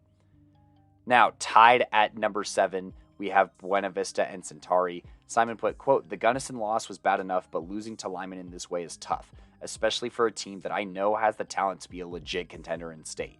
The coaching staff needs to figure it out and get the most out of the athletes they have, end quote.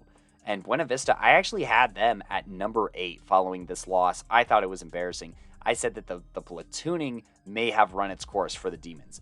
Inexperienced, and, these young players committing penalties constantly shoots them in the foot. Their league is licking their chops as they have North Fork and Meeker fast approaching who think Buena Vista is vulnerable and beatable, and they just might be if kids aren't, playing both ways, who are good starters, or if the youth continues to make mistakes. Tied at 7 in our overall rankings is Centauri. Simon, no words on them. I had them at 7 in my personal rankings because I said a solid win over 2A Bayfield that has some athletes. Lance Centauri here at 7. They're very well coached and are still in a tier above most teams in Colorado. but their play against contenders has not convinced me quite enough. At number 9, we keep Meeker here. Simon actually ranks Gunnison here at number 10 and says they move up here as they continue to win games. I have Colorado Springs Christian, so that makes our number 10 spot Gunnison and Colorado Springs Christian. So, on 1A, just as a quick reminder, that goes Lyman, Ray, Strasburg, Wiggins, Monte Vista, Yuma. Tied for 7 is Buena Vista and Centauri. Meeker at 9, and then tied for 10 is Colorado Springs Christian. Now for 2A, not going to be a whole lot of movement here. Look, number 1, 2, and 3, nothing changes here. TCA and Eaton, both not giving us any reason to move them down. And then Delta here, Simon says, quote, even without Ty Reed, they are rolling with a dominant defense holding it down for them. Offensively, this team will be really dangerous once he comes back, end quote. I said, the Panthers definitely defend their spot here, definitively, here at 3, following a fantastic defensive performance where the edge rushers and linebackers did a great job filling lanes and creating pressure on the academy all day. And to think that they aren't even at full strength on offense is scary. Go ahead and listen to that recap for Delta versus the academy to hear more reasoning on why they are here at number 3. In our PMC rankings, we have Florence here at number 4. Their blowout win over Faith Christian lands them and moves them up a spot along with a loss in front of them. At number 5, we have La Junta. I personally have La Junta at 6 because they didn't play anyone this week. But, in our overall rankings, we moved the academy down a little bit.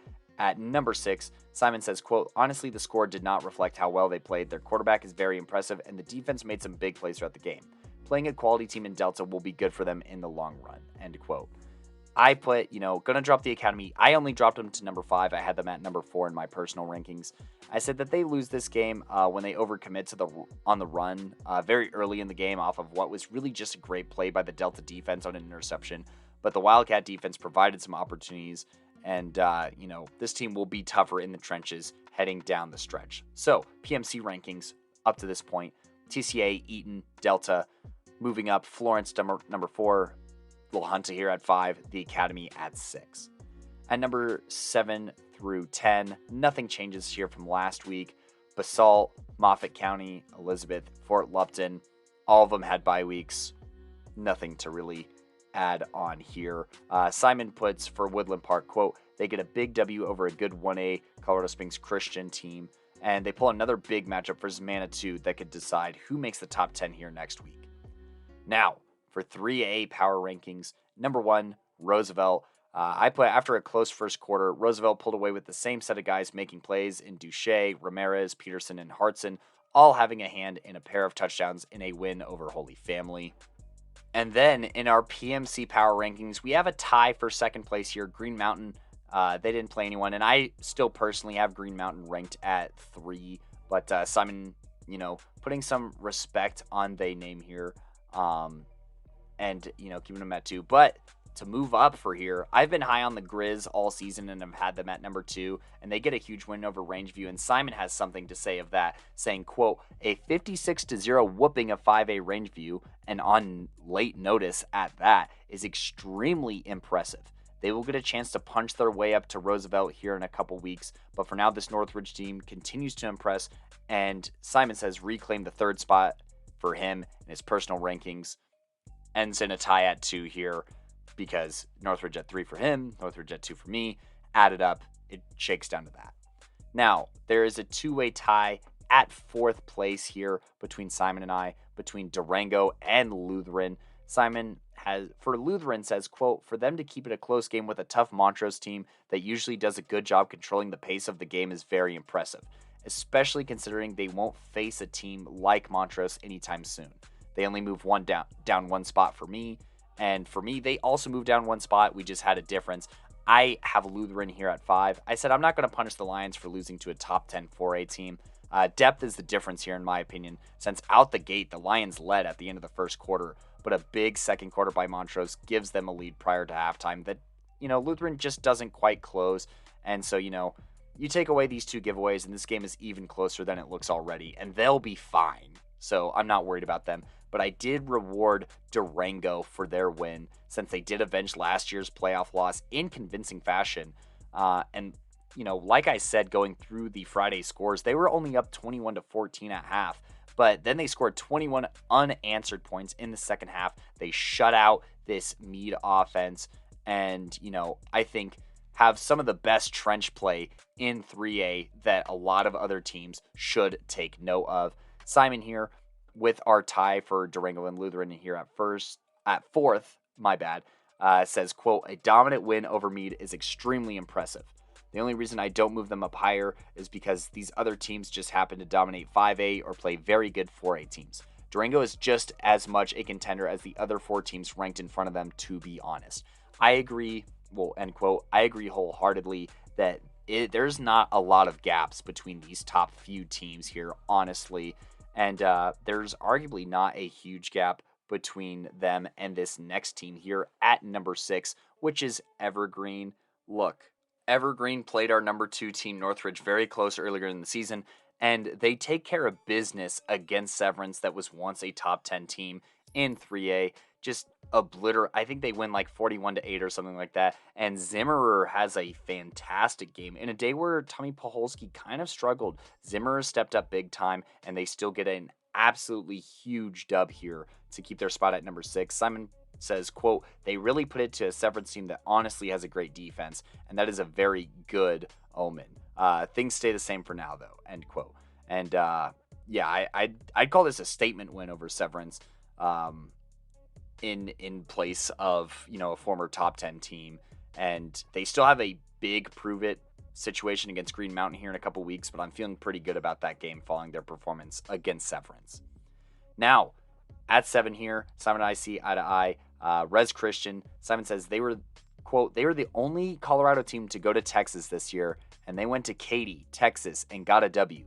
As somebody who grew up in Dallas, going to Katy, Texas, and getting a win is never an easy thing to do for any football team. This team is heating up just like the rest of 3A here, end quote. And, I said brand new to 3A and undefeated, the Cougars have won 3 consecutive games against out-of-state teams in mostly convincing fashion. The league that they're in is tough, but they have a bye and a winnable game against Sand Creek before that. And honestly, depending on how they do against the likes of Roosevelt, this is a team that could potentially also be in that mix. So you're looking at 1 through 7 of contenders here on the 3A level. Here at number 8, we got Northfield. Simon says, quote, took care of business against Adams City as expected, end quote. And I said bumping Northfield ahead another 1 spot following a throttling of Adams City, where their defense continues to shut down opposing offenses and athletes take turns making plays on offense. Christian Love can be more efficient accuracy-wise, but a 4-to-1 ratio and a blowout works as well. At number 9, I have Pueblo East, and so do we here at PMC. I said that it was a nice bounce-back win to win the Cannon before halftime. East, as noted by Simon, was dominating in all facets of the game prior to it being called at half, but a big-time rivalry win bumps East up from 10. Simon, he has the full game recap, but here in the power rankings, he says, quote, they won the Cannon game, and honestly, if it wasn't for the game being called at halftime, they probably would have put 50 on South if they could, end quote. So, this was a heated game, passionate game. Go ahead and listen to Simon. It was probably the craziest game this week, and that's enough to put them at 9. And then here at 10, Simon says, quote, a big win against a talented Aurora Central 4A squad has to put them here in the top 10, as they are definitely a sleeper team with a lot of speed, end quote. And I said, I'm going to give the edge to George Washington over Summit for now, due to their toppling of squads that are above them in classifications constantly and for their dominance. Shout out to Honeycutt for his commitment to Eastern Washington as well. And this George Washington squad is living up to expectations, and this upcoming week face another squad above them in classification. So our PMC rankings for 3A goes Roosevelt 1, tied at 2 is Green Mountain and Northridge, tied for 4 is Lutheran and Durango, so that takes care of the top 5 teams. And then 6 through 10 was pretty easy for Simon and I. Evergreen, Resurrection Christian, Northfield, Pueblo East, and George Washington to round out our top 10 for 3A. Now, 4A was a wacky one, so I'm actually going to start at the bottom of this list. We have 2 teams tied for 9th here in Bear Creek and Vista Ridge here. Look, I had Bear Creek at 10, Simon must have had them at 9, and then I have Vista Ridge at 9. Simon must have them at 10, so it balances out here. Simon says, with Dakota Ridge dropping out, I'm very comfortable moving Vista Ridge back into the top 10 after a big-time win. They shouldn't lose any more games leading into the Palmer Ridge game. And then for Bear Creek, Simon says, a close loss to Fruita Monument is not the worst thing in the world. They deserve to be in the 10, and so for now they stay here. I agree wholeheartedly. I had Bear Creek at 10 last week. I'm going to keep them here at 10 since they only lost to Fruita by 4, and I want to say it was on the road too. So to go to Fruita, only lose by 4, and their quarterback here is having an incredible season, honestly, to keep Bear Creek relevant and maintaining their success. Speaking of quarterbacks, that's why I moved Vista Ridge here to 9. Brendan Dorman had a great performance, as did BB Hills and Keyshawn Dooley. They basically do every week, but this time it was enough for a massive win over Vista Peak Prep. Now here at 8, Simon and I both agree Montrose. Simon says, quote, they continue their reign of terror over 3A teams, beating a good Lutheran team by 2 scores. They will stay here for now, end quote. Look, Montrose, I think that they've had a pretty solid schedule. They do get a couple of 3A teams out of the way here. You got to take who you can get when you're all the way out there, and you don't get exactly the, easiest schedule building process with all the travel and getting people to travel out to you, but they are a top 10 team for their success, and you got to look at the win over Erie here as a definitive point to keep them here at 8. Now, tied at 6 is Loveland and Denver South. Simon says, quote, they get another win, but unfortunately strength of schedule is definitely playing a role in why I'm hesitant on moving them up.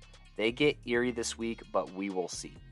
Look, I've been high, me personally, end quote, I've been high on Loveland since the beginning of the season. I think that they have a championship caliber defense. Simon is right that, they are riding a couple of cupcake wins, but I mean, they've only lost one game all season, and that was to a solid 5A team in Fossil Ridge that, has an argument to be top 10. So that's why I don't mind putting them at 6 for me personally. Simon and I have Denver South. The PMC rankings have Denver South at 6. I have them at 7. I don't really mind this ranking all that much being tied. Simon says, quote, they win as they should this last week, but more importantly, they pull Ponderosa this next Thursday in what should be a good one that myself will be at this next week. Quote, end quote. I will be at that game as well with Simon. We will be watching Pondo versus Denver South. And, Denver South could have a really big chance on moving up in that game. At number 5, we have Pueblo West here. Simon says, quote, they get back on track with a win over 5A Far Northeast by winning by 2 scores. After an embarrassing loss to Fountain Fort Carson, they need to continue to keep the winning going, as they will get a chance against number 1 Palmer Ridge here soon, end quote. Yeah, look, Far Northeast, this is a team that, 4A teams have been having success against. I think that they succeed as much as they need to against this squad and, ultimately keep their spot here at 5. This is where things get messy. Here. Look, at 2, 3, and 4, I have Broomfield, Ponderosa, and Fruita Monument. At 2, 3, 4, Simon has Fruita Monument, Ponderosa, Broomfield. If you average that out with the same teams being in the same places and flip-flopped, you end up with a 3-way tie for second place here for Fruita, Broomfield, and Ponderosa. It's kind of hilarious that we ended up flipping it, and when Simon realized this, he texted me immediately like, bro, we have 3 teams at second. But, I'm going to go ahead and just go through this real quick here. Simon and I agree eye to eye that they're only going to move down 1 spot. Losing a close game to the number 1 team is okay, and not the end of the world here. So that's why we agree that they're 3 here. Now, I had Broomfield ahead of Fruita Monument originally following that win over Erie that they had. I have a lot of faith and confidence in their defense. And then Cole Crew is definitely one of the best players in Colorado football right now. And Simon on Broomfield says, quote, they continue their undefeated record here at 5-0, but will pull a Dakota Ridge squad this next week that has just dropped out of the top 10 but is desperate for a win and won't go down so easily, end quote. So I think Simon is looking for a test here from Dakota Ridge to potentially move Broomfield up. But I mean, Fruita Monument is, a solid program here that's only lost to Grandview this far in the season, which is not a bad loss to have. Simon says, quote, they escape with a close win over a tough Bear Creek squad here in the top 10, and for that, I'll move them up. a win is a win, especially against a good team. So Fruita Monument, getting that benefit from Simon here for beating another top 10 team. This was a quality win. Fruita continues to run the ball very effectively. They have a couple of top 10 wins, they beat Montrose, who's at number 8. They beat Bear Creek here, who's at number 9. And, them and Broomfield will get to play each other eventually, so that should sort those rankings out a little bit better. But at number 1 here, defending their throne, their crown here in the power rankings, is Palmer Ridge. Simon says, quote, they go ahead and prove just why they are the favorites here in 4A and why they deserve to be number 1 by beating Ponderosa by 2 scores, end quote. Look, I talked about it. Gator Robinson was one of the Playmaker of the Week candidates, but this defense played really well. KJ Smedley, who's a Northern Colorado commit, congratulations on that, had an interception. Chris Rice also had an interception. This defense was producing. Chris Rice actually having the only defensive touchdown for Palmer Ridge, and, just proving that they are championship quality. So, in the muddled 4A rankings here, we have number 1, Palmer Ridge. Then tied for second, Fruita Monument, Broomfield, and Ponderosa, all here at number 2. After that, it jumps straight to number 5, Pueblo West. Then tied for 6, you have Denver South and Loveland. At number 8, Montrose. And then tied for 9th, Bear Creek and Vista Ridge. Don't worry, 4, 5, 6, 7, 8, 9, 10. There's still only 10 teams here. There's just a bunch of ties. But 4A, it's a little bit tight, but Palmer Ridge kind of in a league of their own at the top of 4A here for now. And finally here in 5A, speaking of league of their own, we keep Cherry Creek here at number 1. They get a dominant win over Regis Jesuit, where they showed their run game is one of the best in the state and their front 7 is truly elite. Then at number 2, we got Columbine. Simon says, quote, they slaughtered Fort Collins and did not feel bad about it at all. They have one of the most dominant front 7s next to Cherry Creek, and this year it may seem like the strongest front 7s will be the strongest teams in 5A, end quote. At number 3, we see eye to eye here on Valor Christian, and at number 5, Ralston Valley. Look, Valor Christian, Simon says, quote, Gabe Sawchuk finally rushed for over 100 yards and a touchdown in a big-time performance against Ralston Valley. This Valor team is turning a corner, winning a great bounce-back game, as they will now enter league play against some teams in the top 10. End quote. And I agree. Look, the comeback is what makes this such an important win for Valor. I think that, this shows an acceptance and trust between the players and the coaches here in where they've just struggled to establish a rhythm. Look, they finally started Weiner here, and I think that he's going to be a difference maker, especially once he gets going in the passing game. I think that he's going to be big time. But in the meantime, I think that just his edge and confidence as a 3-star guy could go a long ways for this Valor team that looks a bit more like Valor following that comeback win over Ralston. Ralston, we only bumped them down 1 spot after losing a close one. They have got to finish off this game against Valor, in my opinion. But Simon says, quote, they should be a threat to all contenders moving forward, end quote. And I do agree with that. Ralston Valley, they are definitely in this mix with these top 4 teams. Now, it tied for 5th here, we have Pine Creek and Regis Jesuit here. I had Regis ranked at 6. Simon has them ranked a little bit higher here. And so, tied at 5, Pine Creek, Simon says, quote, they played in the Fog Bowl where it was extremely difficult to see even 15 yards in front of you. Still, 1 loss is better than 2, which is what Regis has right below them. Now, I have Regis just ranked ahead of Pine Creek because I think that their losses are quality out of state and then to Cherry Creek versus Pine Creek's losses to Valor. So that's kind of the way that I viewed it and why I have Regis ranked just ahead of Pine Creek here. Now, Simon says for Regis, they get their 2nd loss of the season, but they lose in a big way. Cherry Creek's passing game didn't even really get going until the end, and Regis just could not get it going, end quote. Now, I've seen Regis beat Valor and Valor beat Pine Creek is kind of the circle that I'm looking at right now, but definitely subject to change depending on how Regis fares down the stretch of this season. Now at number 7, we have Thunder Ridge. Simon says, quote, a close win against Chap moves them to 5-0, but they face rivals Mountain Vista, who will surely challenge this team offensively more than most teams they've faced in the first 5. Keeping an eye out here, end quote. I personally had Thunder Ridge at number 5 for their 5-0 record, considering that they're one of the only undefeated teams in this top 10. But I can totally see that the quality of their wins maybe isn't what blows Simon away here. At number 8, no disagreements from us here. Grandview. Look, I'll be at the Grandview versus Eagle Crest game. That's going to be a huge game in the league, and one where Grandview can establish their place in the top 10, or could potentially fall out of the top 10 if they aren't careful. Simon says, quote, they enter league play here with only 1 loss on their record, end quote. And yeah, Grandview, they're a very solid football team. They get a dominant win over Pomona, as they should this past week, and look ready for league. At number 9, we got Rock Canyon. They're entering league play undefeated. Do not overlook this Highlands Ranch team. Don't get too cocky or too confident, and just play your brand of football, and you could win this game. But Highlands Ranch is going to test this Rock Canyon team up front. And I mean, look, we got 3 teams from this league in the top 10 between Valor, Thunder Ridge, and Rock Canyon. Look, Highlands Ranch is not a bad squad, and Castleview has some athletes as well. So this will be a fun ride.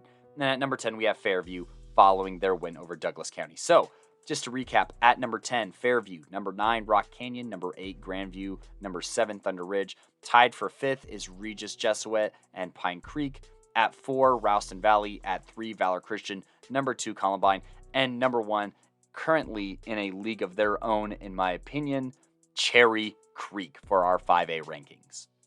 And that'll do it for this episode of Playmakers Corner. Thank you all so much for tuning in to our weekly recap. Please stay tuned for weekly recaps on Tuesdays, where we talk Thursday, Friday, Saturday games, Playmakers of the Week, and Power Rankings. If you have any thoughts, comments, concerns, questions, or, potential disagreements, please respectfully comment them, as we do put in a lot of work for just the 3 of us, covering 200 or so teams here in Colorado on the 1A through 5A levels on our social medias, whether that's at Playmaker Corner on Twitter, Playmakers Corner on Facebook, or Playmakers Corner on Instagram. You can find us on all those. You can look at quick highlight recaps of games on our TikTok, Playmakers Corner.